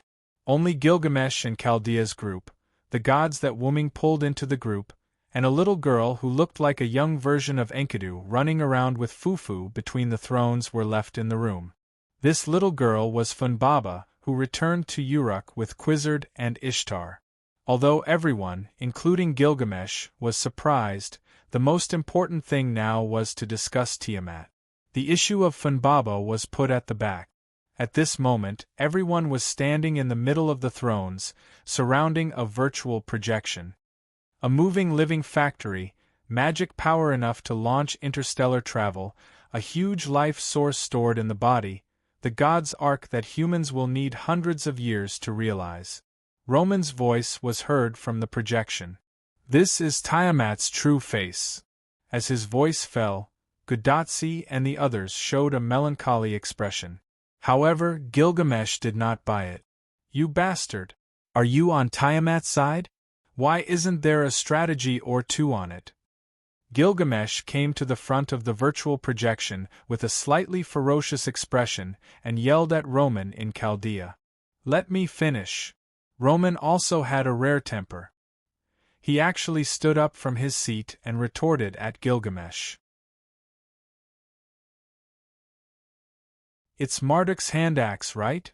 At this moment, Merlin, who was at the side, spoke. Merlin's injuries because of Tiamat had almost recovered. Moreover, because he no longer needed to use magic power to put Tiamat into a deep sleep, Merlin had become a rare combatant, whether it was using the staff in his hand or a weapon like a sword. That's right, it's Marduk's hand axe. Roman nodded and sat down again. The god Marduk is the existence that killed Tiamat in the myth. His hand axe should be able to cause damage to Tiamat. This sentence came from Leonardo da Vinci, who was next to Roman in Chaldea. However, he only said, can cause damage, and did not say, can kill Tiamat. This meant that Leonardo da Vinci did not dare to jump to the conclusion that Marduk's hand axe could kill Tiamat. After all, although the myth said that Tiamat was killed, the facts proved that Tiamat was not dead at all. Otherwise, she would not have come out to wreak havoc in Mesopotamia. Therefore, it was uncertain whether Marduk's hand axe would be effective.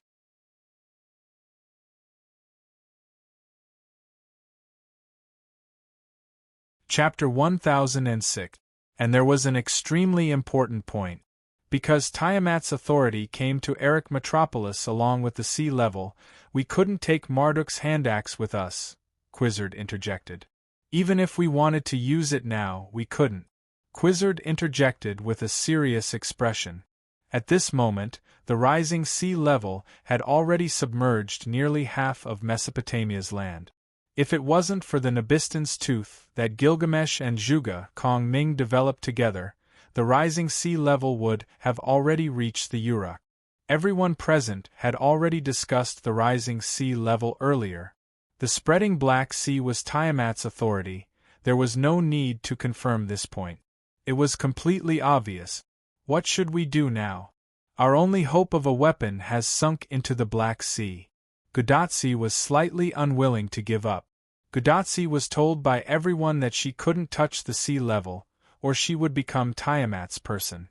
Although she had never seen what a person who became Tiamat looked like, Gudatsi inexplicably didn't want to see that scene.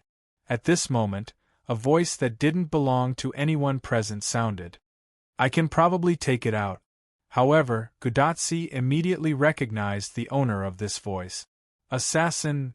As expected, everyone looked at the source of the voice. Wuming walked out of a portal that had appeared out of nowhere.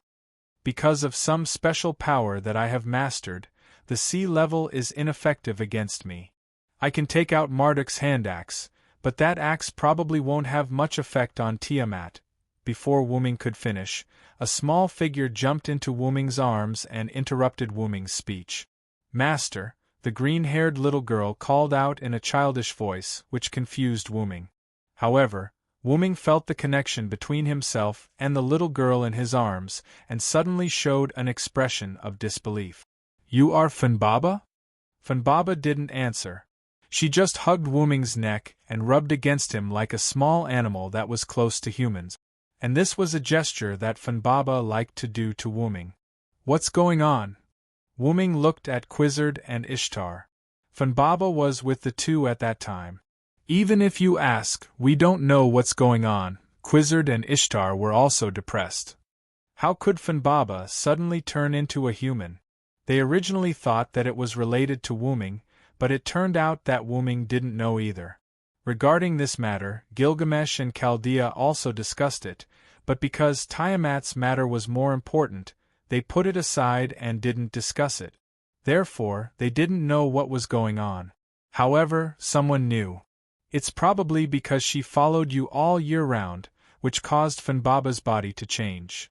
A gentle and familiar voice entered everyone's ears. Gudatsi and the others' faces froze, only Gilgamesh's eyes inexplicably lit up. In the next second, a beautiful green-haired person also walked out of the portal and stood beside Wuming. She stretched out her hand and smiled as she stroked Funbaba's cheeks and hair. This person was Enkidu. In an instant, a beautiful picture seemed to appear in front of everyone. It was a picture of a warm family of 3. Wuming hugged Funbaba, and Enkidu stood beside him. It was like a father hugging his daughter, and his wife stood beside him with a smile. Upon closer inspection, Enkidu and Funbaba both had green hair. Just this point alone made Funbaba look very much like Enkidu. If he didn't know that Funbaba and Enkidu didn't have this kind of relationship, even Gilgamesh almost thought that they were mother and daughter. No, in fact, Gilgamesh was already very shocked. "Senior Villo, please be careful." Matthew was the first to summon his shield, and looked worriedly in Wuming's direction. "Assassin! Is that an enemy?" Gudatsi also shouted in panic. However, other than Gudatsi and Matthew, the others didn't do anything. It seemed that the green-haired person opposite them was one of them. "Don't worry, this person beside me is the real Enkidu." Wuming naturally understood what Gudatsi and Matthew were worried about. Naturally, they were worried that the person beside Wuming was Kingu. Well, that seemed to be right. The others didn't do anything because they saw that the person beside Wuming wasn't Kingu. After hearing Wuming's explanation, they all nodded as expected. Logically speaking, Kingu should be using Enkidu's appearance, so other than Kingu, only Enkidu would look like this. Since that was the case, for those who hadn't seen Enkidu before, this person must be Enkidu. However, Ishtar was a little confused. She had seen Enkidu before, so why was Enkidu filled with the aura of a young girl? Not only Ishtar, but Gilgamesh was also shocked, just as Wuming had guessed. His originally sexless best friend had turned into a woman? What was going on? Enkidu? Gudatsi and Matthew looked at each other in confusion, but looking at the reactions of the people around them, it seemed probably really was Enkidu. However, Kingu and Enkidu looked exactly the same, so it was normal for Gudatsi and Matthew to mistake them for each other. Kingu is a new consciousness born in Enkidu's body. Enkidu has returned to this body, and this body's consciousness has merged with Enkidu. Now there is no Kingu, only Enkidu. Everyone suddenly understood. After all, who would have thought that Kingu was a consciousness born in Enkidu's body? Gilgamesh thought that Kingu couldn't be Kingu, but he also didn't think that Kingu was a consciousness born in Enkidu's body. Although Enkidu was a god's clay, it wasn't a special existence. Its body shouldn't have any consciousness after death, unless someone tampered with it. Gilgamesh narrowed his eyes. There was no doubt that the person who tampered with it was the culprit behind the burning of humanity. However, not everyone thought as far ahead as Gilgamesh. Everyone was focused on what was happening in front of them. Merge? Like Ms. Ishtar? Matthew asked with a vivid analogy. However, Ishtar shook her head, indicating that she wasn't as pure as Enkidu. Enkidu's situation isn't exactly the same as mine. Kingu was originally a consciousness born in Enkidu's body. Now that Enkidu was summoned back by Wuming, even if they merged, the two of them were originally a consciousness born in the same body. Logically speaking, it should be purer than mine. As she spoke, Ishtar hesitated.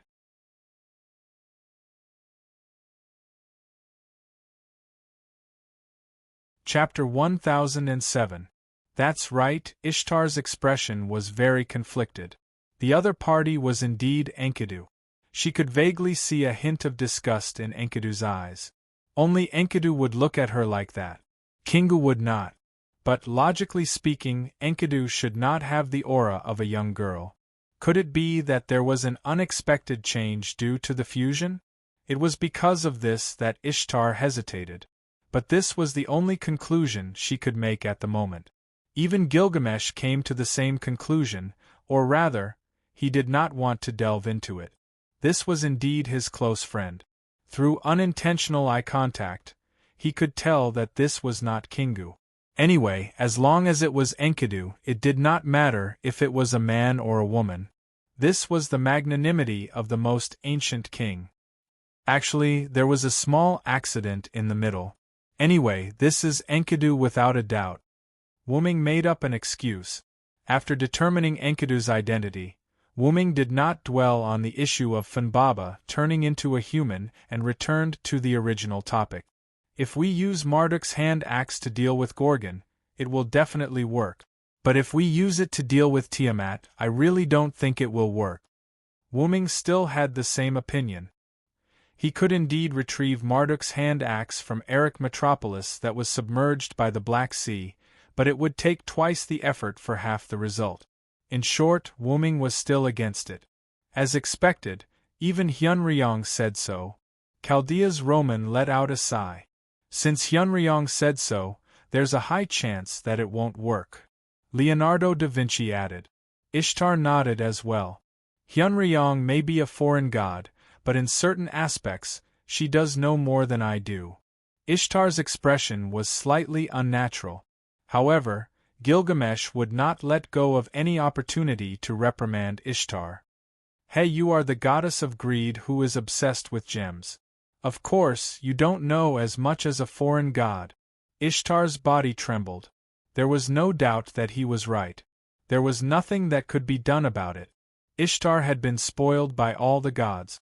She had long been neglecting her duties. Even the bull of the sky, if it was any other normal Sumer god, they would more or less have some information about Tiamat. Although Ereshkigal was also a god of the Sumer pantheon, she was not a normal god. However, as everyone knew, Ereshkigal lived in the depths of the underworld all year round. She did not care about worldly affairs and only cared about the underworld. To be honest, she did not know much about Tiamat. As for Wuming, a foreign god, it was already good enough that he knew more than Ishtar. After all, he was only an outsider who had stayed in Mesopotamia for less than 100 years. His joining of the Sumer pantheon was caused by the later generations of the Sumer pantheon. So what if I don't know? Isn't it fine as long as the Xianlong is here? Ishtar yelled at Gilgamesh as if she had nothing left to lose. This made Gilgamesh, who was delighted by Ishtar's embarrassment, laugh heartily. Ishtar's trusting words made Wuming feel a little embarrassed. In fact, he did not understand either. What did he know?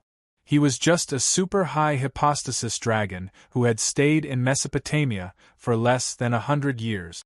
At first, he just wanted to recover from his injuries and find Yggdrasil, who had fused with Funbaba, so he made an agreement with Lugar-Bonda.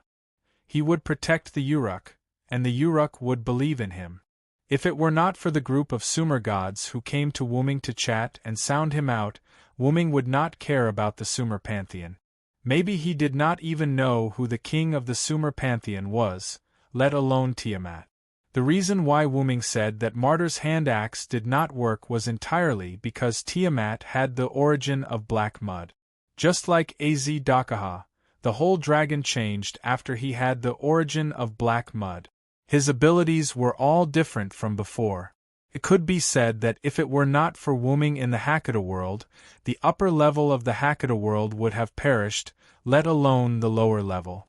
However, although Wuming knew his own situation, Wuming was not the pot calling the kettle black. But the others did not know that. They all thought that Wuming made a judgment on the premise that he understood Tiamat. In their opinion, since Wuming said that it did not work, it was probably true. Everyone's face sank, probably because the only way to work on Tiamat at present was also ineffective. Gilgamesh was the only one who smiled. But giving up without trying isn't this king's character. Or, Hyunryong, do you have a good idea? This was Gilgamesh's trust in Wuming. He believed that Wuming must have a way. However, Wuming did not answer Gilgamesh's question. Instead, he looked at Merlin, who had not spoken much. "Merlin, what do you think?" Merlin was not a taciturn person like Anna, but surprisingly, Wuming did not hear Merlin speak after arriving here. "Me? Ahahaha, what can I possibly think of it?" Merlin tried to play dumb. Wuming did not believe that Merlin insisted on going to Eric Metropolis alone, without a purpose. Wuming knew very well that the Eric Metropolis had a roller seal that could predict the future. Merlin might have seen something. But since Merlin did not want to speak in front of everyone, Wuming decided to ask him in private later. "Actually, I have been preparing my trump card. I need some time." Everyone couldn't help but widen their eyes. "Can you deal with Tiamat?" Gudatsi couldn't help but ask. Everyone's eyes were also focused on Wuming. "Yes." Wuming's answer was simple and clear, as if he had a 100% chance of winning. However, Wuming had no intention of explaining what his trump card was, which made Ishtar a little irritable. She actually knew Wuming very well, not because of their teacher-student relationship, but because they were rivals.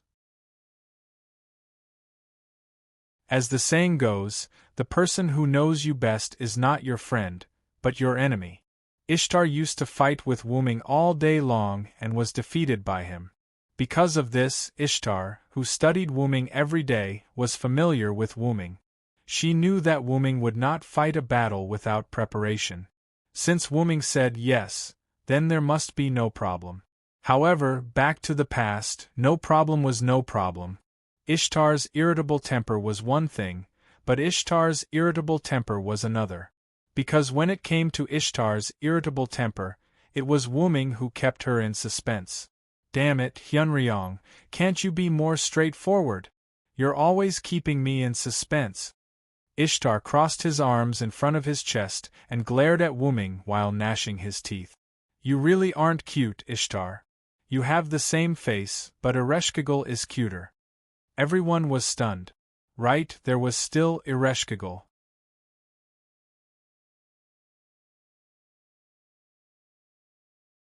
Chapter 1008. If it were not for Wuming's words, everyone would not have been able to react. Because of Tiamat, after Gorgon left, everyone directly ignored Ereshkigal, the last figure of the three goddesses' alliance. "When did you go to see Ereshkigal?" Ishtar calmed down, as if she was somewhat dissatisfied with Ereshkigal. "Gorgon's exit was the work of me and Ereshkigal." When Wuming said this, everyone understood why Gorgon left the North Wall in confusion. It turned out that the two Sumer gods worked together to deal with Gorgon. But Ereshkigal should be restricted by the three goddesses' alliance. Quizzard suddenly said. Then Wuming nodded. "Yes, because of this, Ereshkigal's divinity has almost completely disappeared, and the entire spirit base can only be forcibly maintained by the underworld. It has no combat power." Wuming's implication was to tell everyone that Ereshkigal was no longer a threat, and there was no need to treat her as an enemy. Those who died suddenly have also been resurrected, presumably Ereshkigal released their souls. Gilgamesh also interjected, proving that Ereshkigal was on the side of the humans. "Really, how did that guy end up in such a sorry state?" Ishtar complained proudly, but it was obvious that she was concerned about Ereshkigal. Seeing Ishtar's insincerity, Wuming could not help but smile. "But don't worry, I have already given my divinity to Ereshkigal, and now she is fine, and I have also told her that, if there is no other way, I will ask her for help, and she has agreed." Ishtar was shocked, and her hands could not help but relax. However, before she had time to express her surprise, someone spoke first. "You gave all your divinity to Ereshkigal?" Roman of Chaldea exclaimed through the projection. "But how is this possible? I have never heard of divinity being given away." This king also wants to give his divinity to others, but unfortunately, this king is the king who separates the human from the gods, so he must have part of the divinity. Gilgamesh spoke to shut Roman's mouth. The implication was that it was not impossible to take out the divinity. Indeed, no god had ever said that divinity could not be given away, and no magician had ever proven whether divinity could be given away. No did not mean can't. Why do I feel that you are weird now? Quizzard said. Quizzard probably did not notice Wooming's divinity, because of the disappearance of all his divinity and Tiamat's crisis. Merlin and Anna also looked at Wooming a few more times. Only Godotzi and Matthew, who did not understand, were confused. Is it difficult to give away divinity? For Godotzi, divinity was a strange thing, and it was like a consumable. In fact, Godotzi was not wrong. Didn't Ereshkigal use her divinity to suppress Gorgon? It's troublesome to explain. Let's put it this way, you can understand that the divinity of a god is equivalent to the humanity of a human. Ishtar's analogy made Godotzi and Matthew nod. But Ishtar is not accurate. After all, we gods belong to the mysterious side. Our divinity can be given away. Maybe in the eyes of humans, humanity cannot be given away, but our divinity can, but it's quite troublesome. There's no need to go into the details. You just have to remember that it's difficult to give away divinity, and you may not be able to get it back. Quizzard ended the topic. Ahem, although Tiamat has awakened, she hasn't made any moves for the time being. Those Ramu and Kururu can't enter the Uruk, so we are safe for now. After the topic ended, Wooming led everyone back to the main topic. Tiamat hasn't made any moves, which is in line with our current situation. My trump card is still a few days away from being ready. In short, in these 2 days we just have to improvise. Wooming put down the Funbaba in his arms and continued. Since Wooming said so, no one said anything since there was no other way. However, Roman, who was in Chaldea, had a strange expression. But there was no other way. The apocalyptic crisis could be solved just by waiting? That was too strange. Anyway, the meeting ended like this. In the end, it was Gilgamesh who forcibly drove everyone out of the throne room. Then, as if it was his daily routine, he began to deal with the government affairs on the clay tablet again. After all, the Uruk's problems were all handed over to Siduri, so they couldn't be properly dealt with. Godotzi and Matthew were in a state of exhaustion. After leaving the Tower of God, they returned to the Chaldean embassy to sleep. Anna left alone and no one knew where she went. Ishtar was in the limelight and received the worship of the humans. Quizzard was not as vulgar as Ishtar. She brought the leopard man to help build the temporary residence for the new population. Enkidu originally wanted to catch up with Gilgamesh, but when she knew that Gilgamesh had to deal with government affairs, she took the Funbaba somewhere. Anyway, Enkidu and Funbaba were good friends, so the two could catch up. In the end, Merlin took the initiative to find Wooming. In a room in the middle of the Tower of God, Merlin and Wooming came directly after they were driven out of the throne room. In front of the large windowless Uruk window, Wooming and Merlin stood side by side and looked at the busy scene in the Uruk city. Have the people from the North Wall arrived? Wooming suddenly asked. Leonidas, Nawakamaru, and Misasobo Benkei, who were in charge of bringing up the rear, have arrived. There should be no humans outside the Uruk. If the previous evaluation of the Uruk was that almost all the humans of this era have gathered, then the current evaluation of the Uruk could be changed to almost all the humans of this era have gathered. All of this is thanks to you, Villo, Merlin said to Wooming in a rare tone as if he was talking to a friend. However, Wooming smiled. It was indeed his credit to protect the Uruk, but it was also because of the spirit of the humans of this era.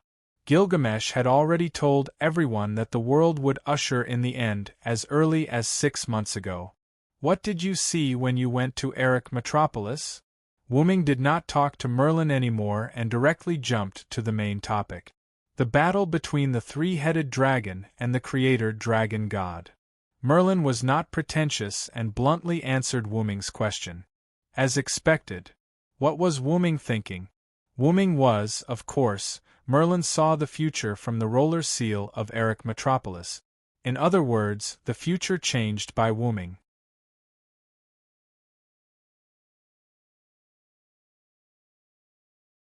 Chapter 1009. I was shocked when I saw several futures with my clairvoyance. Now I can finally see a fixed future. Although Merlin, as a nightmare, did not have the colorful emotions of humans, Merlin liked to see happy endings. However, Merlin could not even see an accurate future, let alone happy endings. Instead, he saw several inaccurate futures. There was a future where Chaldea was completely destroyed and Mesopotamia was destroyed. There was a future where Chaldea did not arrive and only King Gilgamesh was left in Mesopotamia. There was even a future where this singularity did not exist at all. How could Merlin, who could not see an accurate future, not worry? However, Wooming spread his hands. There is no fixed and accurate future. What you see is the possible direction of a parallel world. As Wooming said, the future was not fixed. Even without Wooming as a variable, there would be many futures, which would lead to the birth of parallel worlds. However, with Wooming's existence as a singularity, its fate would inevitably change and deviate from the original future. This was certain. It was also because of Wooming's interference that Merlin could not see an accurate future, so it was understandable that he was worried. Perhaps Gilgamesh's clairvoyance could not see the future, so he anxiously asked Merlin to find the clay tablet of destiny to see what the future engraved on the tablet said. Things like the future should be experienced by oneself. If you know everything, then what's the point? Maybe the moment you see the future will change because of it. Wooming's implication was that he did not believe in the so-called future. Oh, if only King Gilgamesh could be as open-minded as you. You have to know that when he asked me to go out and find the clay tablet of destiny, it cost me my life. When the 11 magical beast commanders had appeared in the north, Merlin had relied on his illusion to explore the north with great difficulty. He had been very careful, afraid that he would be discovered and slaughtered by the magical beast commanders. It was at that time that Merlin happened to meet Anna, who had just been summoned to this singularity. If Merlin had discovered it a little later, perhaps Anna would have already died at the hands of the magical beast commander. Hey, you've been cooped up in the pagoda all day, it's time for you to come out and get some exercise. Wooming and Merlin once again laughed at his misfortune. You'd better spare me. Merlin found it troublesome to even recite an incantation, let alone go outside. He was a total shut-in. Forget it, let's stop here. Merlin turned around and walked towards the door. I still have half a piece of butter cake in the Chaldean embassy. I might not be able to eat it in the future, so I have to enjoy it. Merlin, who had already guessed this outcome, even cast a magic spell on the butter cake to maintain its freshness. Hey, it's the end of the world. Are you going to eat cake to get through it? Wooming looked at Merlin with an annoyed expression. Oh, well, anyway, with you here, I think the 3-headed dragon will be enough to deal with Tiamat. Merlin, who had turned around, chuckled. No matter how stupid Merlin was, he knew that the 3-headed dragon was Wooming's trump card. Although the 3-headed dragon was one level lower than the god of creation, Tiamat, if it was Wooming's trump card, then there was no need to worry. Wooming must have done something to it. You trust me that much? Wooming couldn't help but smile. That's for sure. Aren't the others the same? Gudazzi and Matthew trusted Wooming because of his relationship with Wooming. Roman and Leonardo da Vinci trusted Wooming because he had helped Chaldea a lot on this path of humanity's destruction. Moreover, Wooming was powerful, and there was no other way but to rely on him. Gilgamesh trusted Wooming without a reason, and so did Enkidu. Ishtar trusted Wooming for similar reasons. The leopard man relied on his beastly instincts, while Anna followed the crowd to a certain extent.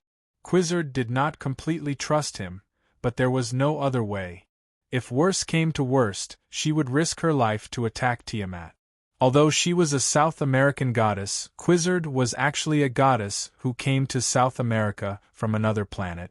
In a desperate situation, she might be able to kill Tiamat. On the other hand, Merlin trusted Wooming because of their old friendship. To be honest, when I found out that you didn't tell me about Leah's future, I wanted to slap you the next time we meet, Wooming joked. At first, Wooming was still very weak and could not change the ending of King Arthur. Even if he did change a part of it, it still ended with the fall of Arthur's dynasty. Merlin, who had the all-seeing eye, did not tell Wooming about it. Hey, you're the one who messed with my all-seeing eye, okay? Wooming understood what Merlin meant. It was because of him that Merlin could not see the future. Otherwise, Wooming would have slapped Merlin a long time ago. Merlin also thought that he could not see the future and thought that Artoria's future would be changed. Who would have thought that the end result would still be the same? Let's not talk about this anymore. Wooming shook his head and walked to Merlin, obviously wanting to leave with Merlin. You're not going to steal my butter cake, are you? What are you thinking? I have something to talk to Anna about, so I'll go to the Chaldean embassy with you. Wooming looked at Merlin with disdain. I see. Ahem, but if you want to eat butter cake, you can tell me. I'll give you a piece. After all, you're my best friend. Heh, I want all of it. Of course, it was a joke. However, Merlin seemed to take it seriously. He did not want to go back with Wooming. The two chatted as they left the tower and walked toward the Chaldean embassy not far away. When the two passed by an alley, Wooming suddenly stopped and turned his head to look at the alley. In the alley, there was an old man in tattered clothes leaning against the wall. The old man's eyes were covered by a tattered hood, and he looked like he was asleep. Merlin's eyes lit up when he saw the old man, and then he smiled. Oh, I'll go back and enjoy my butter cake first. In the end, only Wooming and the old man were left in the alley. Wooming walked into the alley and sat down face to face with the old man. What do you want from me? Wooming also opened the dragon nest dimension and took out a piece of meat pie and handed it to the old man. The old man looked up and stared at Wooming with eyes as sharp as an eagle's. After the old man stared at Wooming for a while, Wooming could not hold back any more.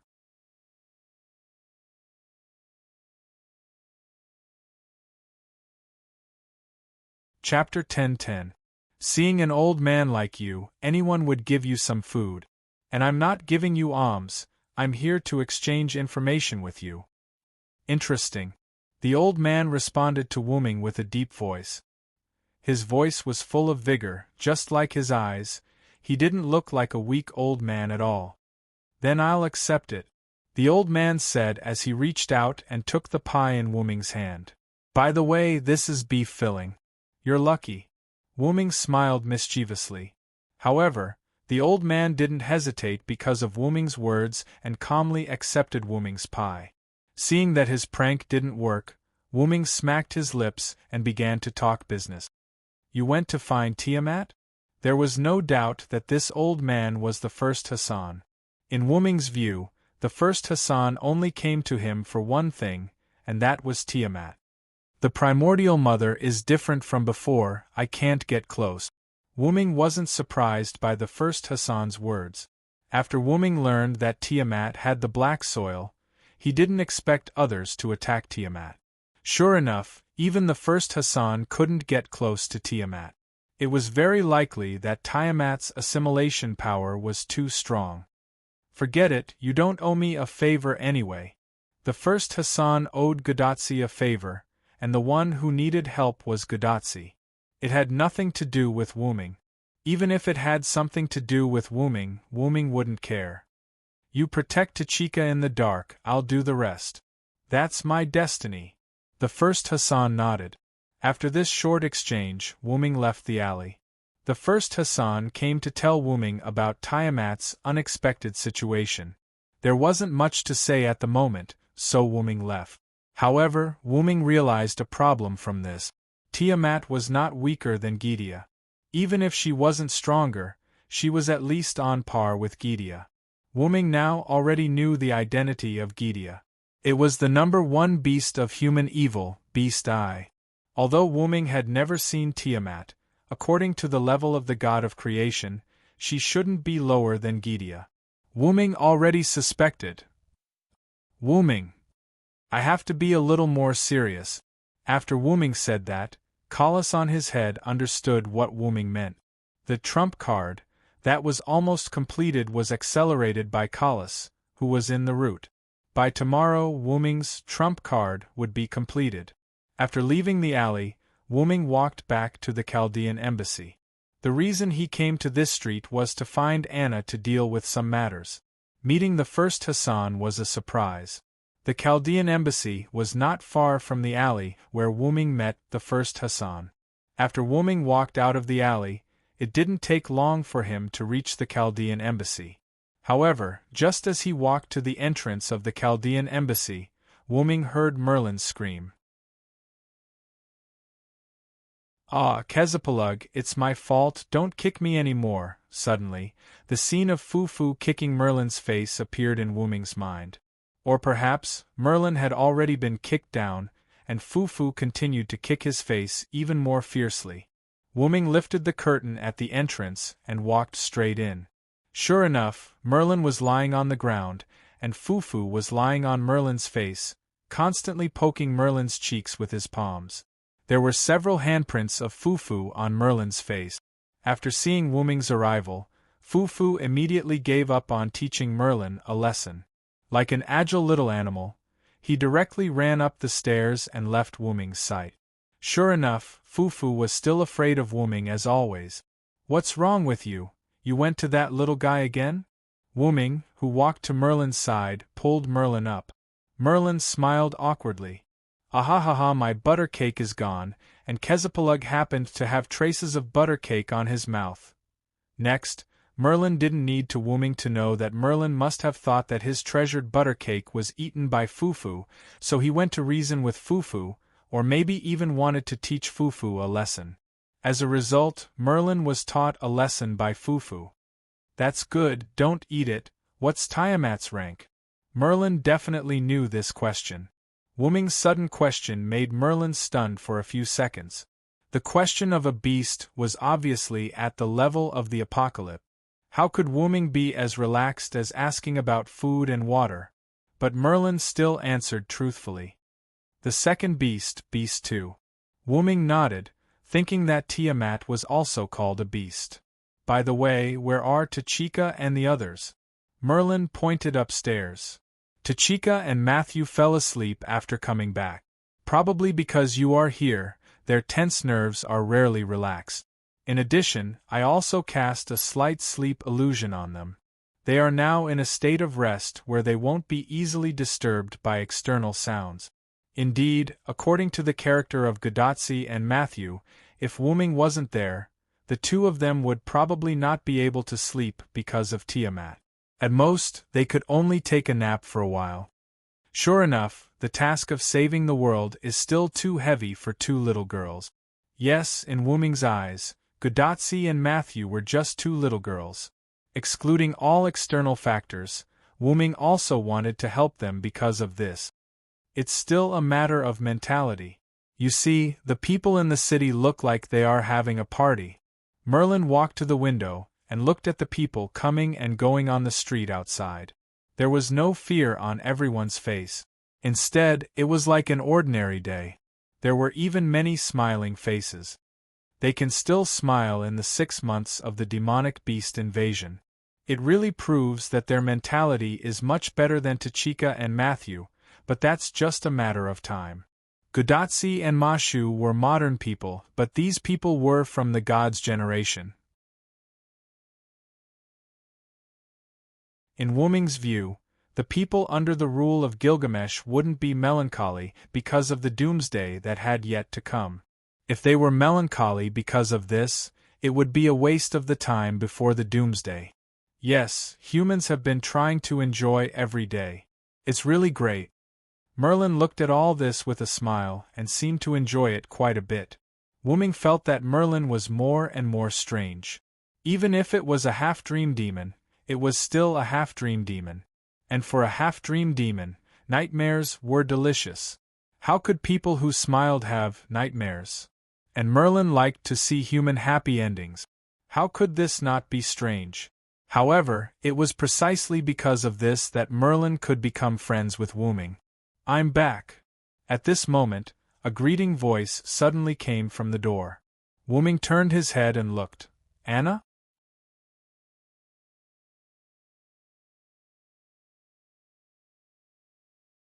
Chapter 10-11. Yes, it was the girl Anna who walked in from the door, but now she no longer covered her face with the hood of the cloak, and there was a smile on Anna's face. "Welcome back, Anna. Did you go to the old lady's house in the nearby flower shop again?" Wooming glanced at Merlin. When he heard Merlin say that Godotzi and Matthew were sleeping, he also thought that Anna was also sleeping, so he didn't ask where Anna was. In the end, Anna just went out. It could only be said that Merlin played a word game with him. Of course, in the end, it was still Wooming who didn't pay attention to this. "Well, I still have to go out. I just came back to put something away." Anna nodded silently. She wasn't surprised that Merlin knew her whereabouts. After all, Merlin was a voyeur. But today, Anna was in a good mood, so she wasn't going to trouble Merlin. Later, under the puzzled eyes of Wooming and Merlin, Anna walked into the kitchen and immediately walked out. After Anna walked out, Wooming immediately spoke. "Anna, I have something to ask you." Anna stopped when she heard this, as if she was a little hesitant. Seeing that Anna seemed to have something to do, Wooming proposed a solution. "It's just a very ordinary thing. I'll go out with you. We can finish it on the way." Anna thought about it and finally nodded. Later, Wooming and Anna walked out of the Chaldean embassy together. After seeing the two leave, Merlin walked into the kitchen to see what Anna had just taken or put away. As a result, he saw a plate on the kitchen table with a trace of cake left on it. "This is the plate I put the butter cake on?" Merlin's cry came from the kitchen, alarming the foo-foo upstairs. Godotzi and Matthew did not hear Merlin's cry because of Merlin's illusion. On the street, Wooming glanced at the elven embassy behind him. He seemed to have heard Merlin's sorrowful cry. Or was Wooming hallucinating? Anna, on the other hand, noticed that the wailing belonged to Merlin, but she did not feel guilty at all. "What's the matter?" Anna's sudden question made Wooming ignore Merlin's sorrowful cry. "I have something for you." Then, Wooming waved his hand and a golden ripple appeared in front of Anna. A golden shadow appeared and fell out. Anna subconsciously grabbed it. "This is the Holy Grail?" That's right, Anna was holding the Holy Grail in her hand. However, Anna was a little puzzled. Why did Wooming give her the Holy Grail? "I took this Holy Grail from Winterwood City. Sakura Madu, who was taken away by me, was sealed in the Holy Grail." Wooming's words made Anna's body tremble. As the first master she met, Anna was quite fond of the young Sakura Madu. After learning that Sakura Madu's entire world was burned down, Anna was more than once worried about what would happen to Sakura Madu after she left. Fortunately, in the end, Wooming promised to take good care of Sakura Madu, so Anna left without any worries. Anna originally thought that Sakura Madu would be taken to that place called Chaldea. In the end, Anna did not expect that Sakura Madu would be stuffed into the Holy Grail by Wooming. Cough cough. It's not that it's not good for her. The Holy Grail is more than half a magic furnace. Staying in the Holy Grail for a long time and receiving a large amount of magic power baptism, it's good for increasing her potential and ability as a magician. Wooming seemed to be forcing an explanation as he said it without blushing. At first, Wooming only wanted to temporarily store Sakura Madu in the Holy Grail and release Sakura Madu when he was free. In the end, who would have thought that a series of events would occur, causing Wooming to have no choice but to entrust the Holy Grail to Kingu. Fortunately, Kingu did not do anything to Sakura Madu, or rather, it did not discover that Sakura Madu was in the Holy Grail. In the end, after a series of events, it returned to Wooming's hands. However, what Wooming said about increasing Sakura Madu's ability was not false.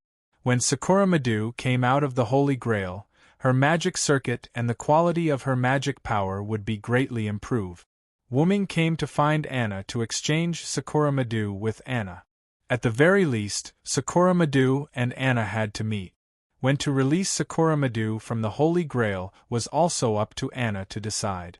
You probably think that you appeared because of Gorgon, but I think that you appeared because of Sakura Madu. After Wuming finished speaking, he closed his mouth, and Anna also fell into silence. The two of them did not stop walking. As Anna, who was extremely compatible with Sakura Madu, and both of them were quite young, the relationship between Sakura Madu and Sakura Madu was no longer limited to the relationship of master and servant. The two of them were already friends, and even the only family. Perhaps Sakura Madu, who was sleeping in the Holy Grail, subconsciously summoned Anna in this era. But no matter what, Sakura Madu was fine, and that was the most important thing. Anna, is this the place?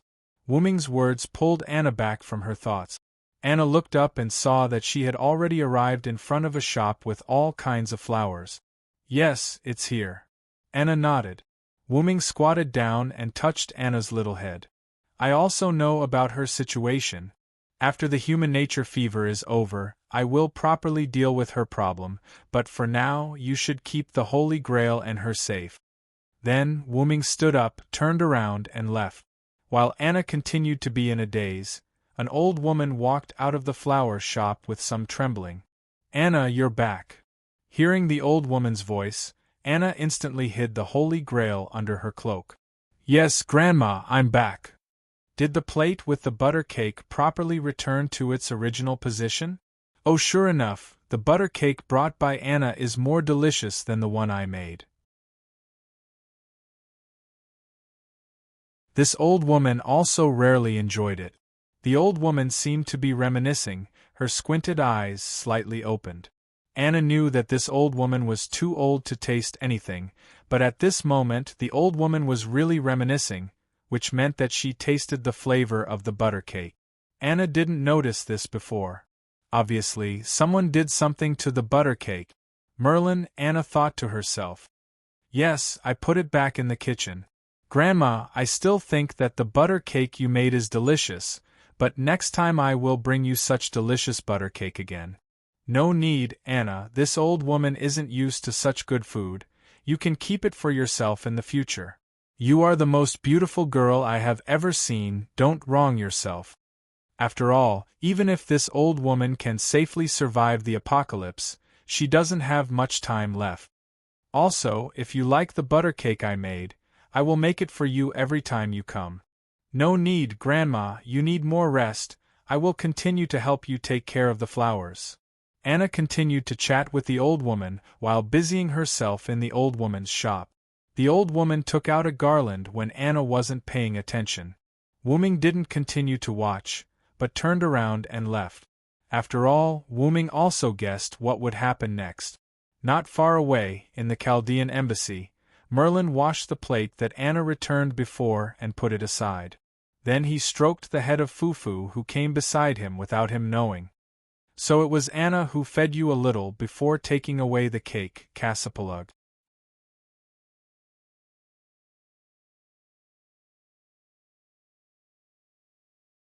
Chapter 10-12. Wuming came to the Uruk wall where the seal of divinity, Dinger, was placed and looked towards the southwest. At this moment, the dark clouds were approaching the Uruk. Although the sea of black mud could not be seen with the naked eye, Wuming could still feel that the sea level was rising. The sea of black mud that was blocked by Nabistan's tooth was getting more and more turbulent. As the last few humans in the north had retreated into the Uruk, countless Ramu that could not find any living humans were wandering around the vast land outside the Uruk. They were going crazy because they could not enter the Uruk. However, the number of the mermaid Kururu, one of the 11 mythical beasts, was decreasing. It seemed like the other Ramu had killed them and turned them into Ramu. However, no matter how many Ramu there were, they could not enter the wizardry barrier that was set up by Wuming's relic above the Uruk. Bless the world with this body, my god treat level. A++ type, wizardry relic distance? Maximum catch? Hyunryong, who was defined as a god, was separated from the humans and returned to heaven. This relic was created by the humans' belief in Hyunryong. It was the last bit of power that protected the humans. It represented the separation of humans and God, which was the gradual disappearance of mysteries. After that, the era of gods would completely disappear and the humans would usher in their own era. The specific effect was that mysteries that were malicious to the humans would be annihilated, while mysteries that were kind to the humans would be weakened. This relic represented the irreversible force of the separation of humans and gods and the disappearance of the era of gods. Although it had a certain effect on Wuming and the rest, it only weakened them and did not affect them much. To the mythical beasts, not only were they separated, but they were also hostile to the humans. Therefore, when the light film shrouded the Uruk, a small number of Ramu and Kururu in the Uruk light film were physically separated. However, if it was to deal with Tiamat, this relic might not be enough to separate her. Therefore, as long as Tiamat personally came, the human race would definitely perish. However, no matter how hard Wuming looked, he could not see a trace of Tiamat's figure. Hiding underground was even more ridiculous. Zhuge Kongming had already moved the Stone Warrior 8 formations to the southeast. If Tiamat was moving underground, they would be able to discover it. Since there was no sign of Tiamat, it was obvious that Tiamat had not moved at all. Do you think that Ramu alone can destroy mankind? Or does Tiamat have other secrets? Wuming muttered to himself. Wuming believed that the latter was more reliable. At the very least, these Ramu were Tiamat's children. If they could not defeat them after a long time, they would definitely attack Tiamat. His Excellency Hyunryong, a lively childlike voice entered Wuming's ears. Wuming turned his head and found that it was Nuwakamaru. There were 2 people behind him. They were the remaining 2 lancers who were guarding the north wall. The soldiers at the north wall had retreated, so they naturally retreated as well. Everyone, how have you been? Wuming greeted them.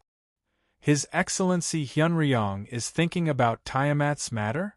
Musasobo Benkei, who followed Nuwakamaru to Wuming's side, looked into the distance and said in a muffled voice, Tiamat hasn't moved for so long. There must be something going on. Leonidas, I answered Musasobo Benkei. We can't continue to waste time with Tiamat. If she doesn't come to us, we have to go to her. Wuming's face became firm. They might have to take the initiative to attack. When Nuwakamaru and the other 2 heard this, their faces changed like Wuming's, but they also agreed with Wuming's words.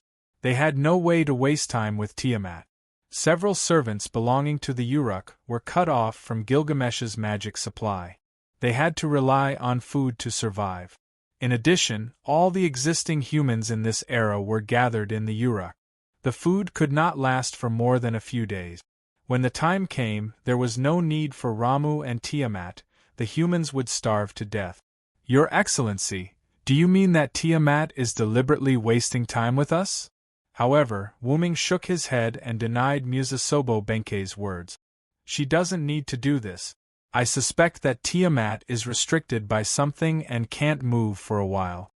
It was said that Tiamat had a huge dragon body. She only used her body to carry out physical attacks, and humans would be easily defeated. Therefore, Wuming believed that Tiamat was temporarily unable to move for some reason. Wuming decided to go back and ask Enkidu.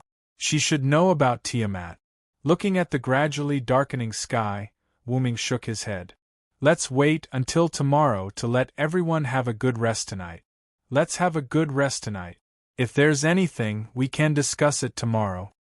The 3 of them nodded as they understood what Wuming meant. At this moment, Tiamat could not move, and the demonic beasts outside Uruk could not enter. Now was a precious and rare time to rest. How could they not make good use of it? It was a quiet night. Whether it was a king or a civilian, whether it was a servant or a master, everyone had a good rest. After all, with Wuming's noble phantasm, they did not have to worry about the invasion of demonic beasts. In the Chaldean embassy, Wuming woke up early in the morning and began to prepare breakfast. That's right, Wuming stayed in the Chaldean embassy last night. As for the room, Wuming slept on the roof. The Mesopotamia region was not said to be like spring all year round, but the temperature difference between summer and winter was not very big. Even if he slept outdoors, it would be fine, not to mention that Wuming was a servant. Ha, I slept so well last night. Gudatsi yawned as she walked down the stairs and came to the first floor. Yes, senpai. When the doctor contacted me this morning, he said that senpai's body had an unprecedented rest in all aspects. Matthew echoed behind Gudatsi. Fufu, who was like a squirrel, also called twice. Fufu is also very energetic. Matthew picked up Fufu. Gudatsi did not answer Matthew's previous question because she saw Wuming. Assassin, you can cook? Gudatsi looked at Wuming, who was wearing a Mesopotamia apron, carrying a stack of food that she did not know the name of, to the table. There were several plates on the table, all of which were filled with food that Gudatsi had never seen before. It smells so good. Matthew also ignored the previous topic because of Wuming's food. Whoa, I haven't heard of this food for many years. It reminds me of the story of the king who often went to the kitchen to steal food. Merlin also walked down the stairs in a strange manner. Wuming glared at Merlin. Merlin smiled awkwardly and did not speak again. After all, if it wasn't for Wuming being merciful last night, Merlin would have been the one sleeping on the roof. Is there butter cake? Anna's slightly shy voice followed Merlin's. There is no butter cake, but I made some modern snacks. Anna can try them later. Mesopotamia's butter cake was somewhat different from modern butter cake, so Wuming did not try to make it, but he did bake some modern snacks. Go wash up first. There will be guests later. Guests? Gudatsi and Matthew looked at each other, and both saw doubt in each other's eyes. But it did not matter. They would know later.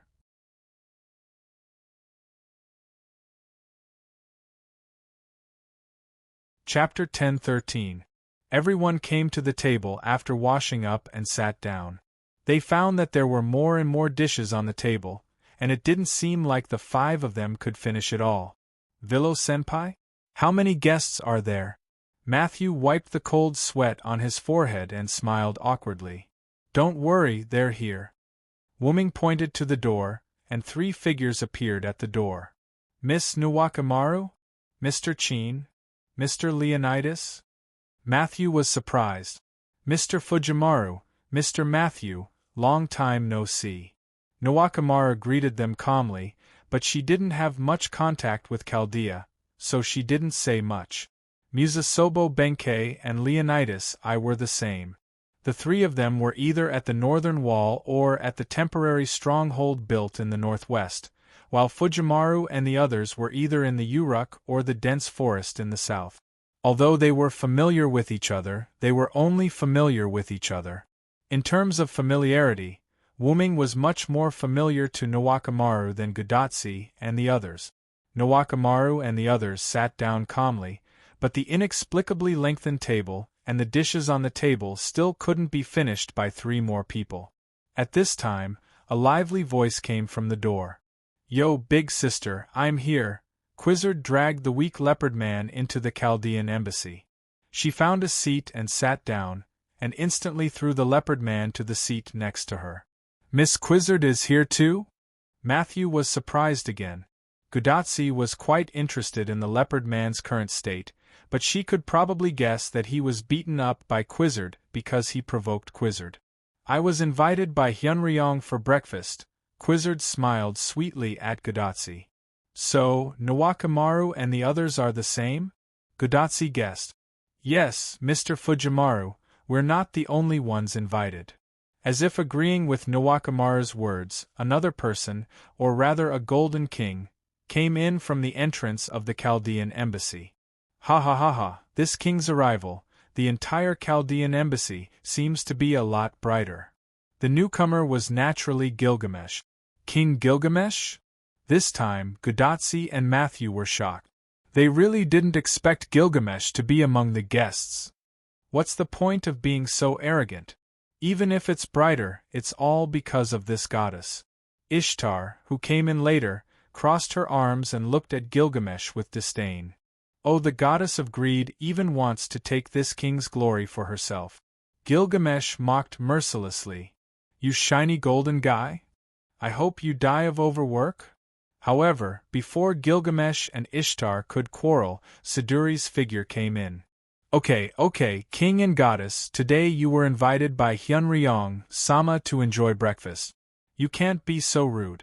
Her words, which were neither flattering nor harsh, made Gilgamesh and Ishtar both shut their mouths. Siduri, the two of them really can't do anything to you. Enkidu, who had a smile on his face, walked in holding Funbaba's hand. You're exaggerating. Siduri bowed. In this regard, Gudatsi and Matthew were almost stunned. Good heavens, all the powerful forces of this era had gathered together.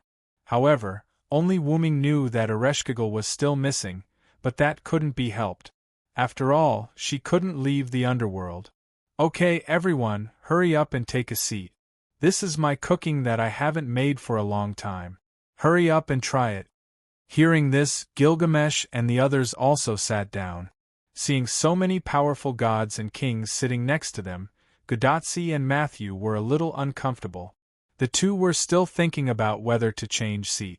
However, Gilgamesh also said that this banquet was hosted by Wuming after all, and even he couldn't steal the limelight. What he meant was, no matter who was in charge, they could sit anywhere.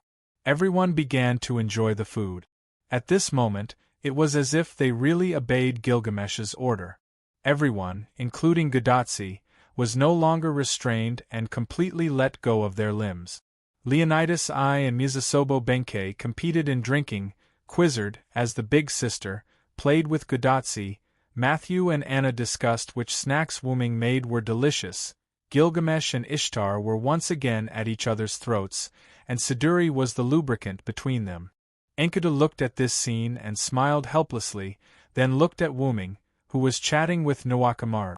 As for the leopard man, he was bragging with Funbaba and Fufu, but he was ignored by the two beasts.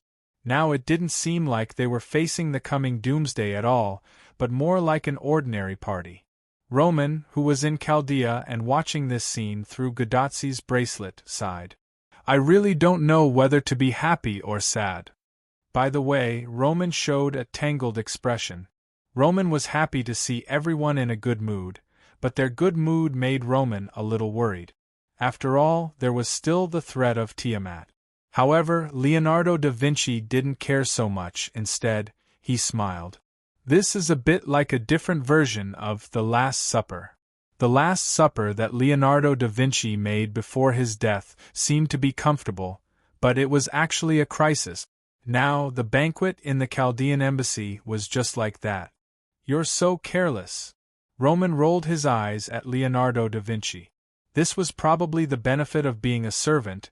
There was no need to think too much.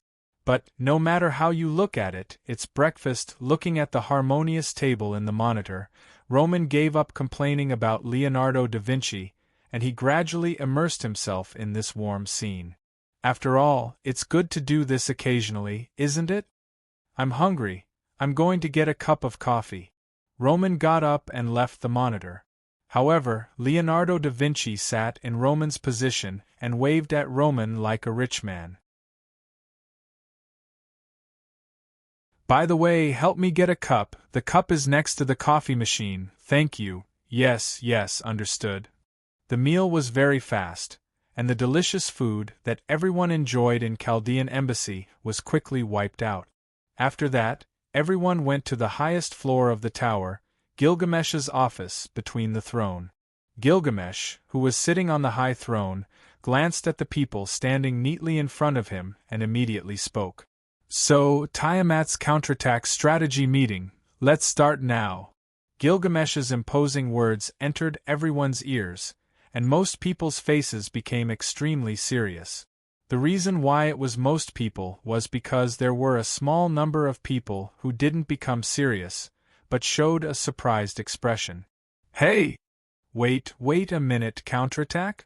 Are we going to counterattack Tiamat?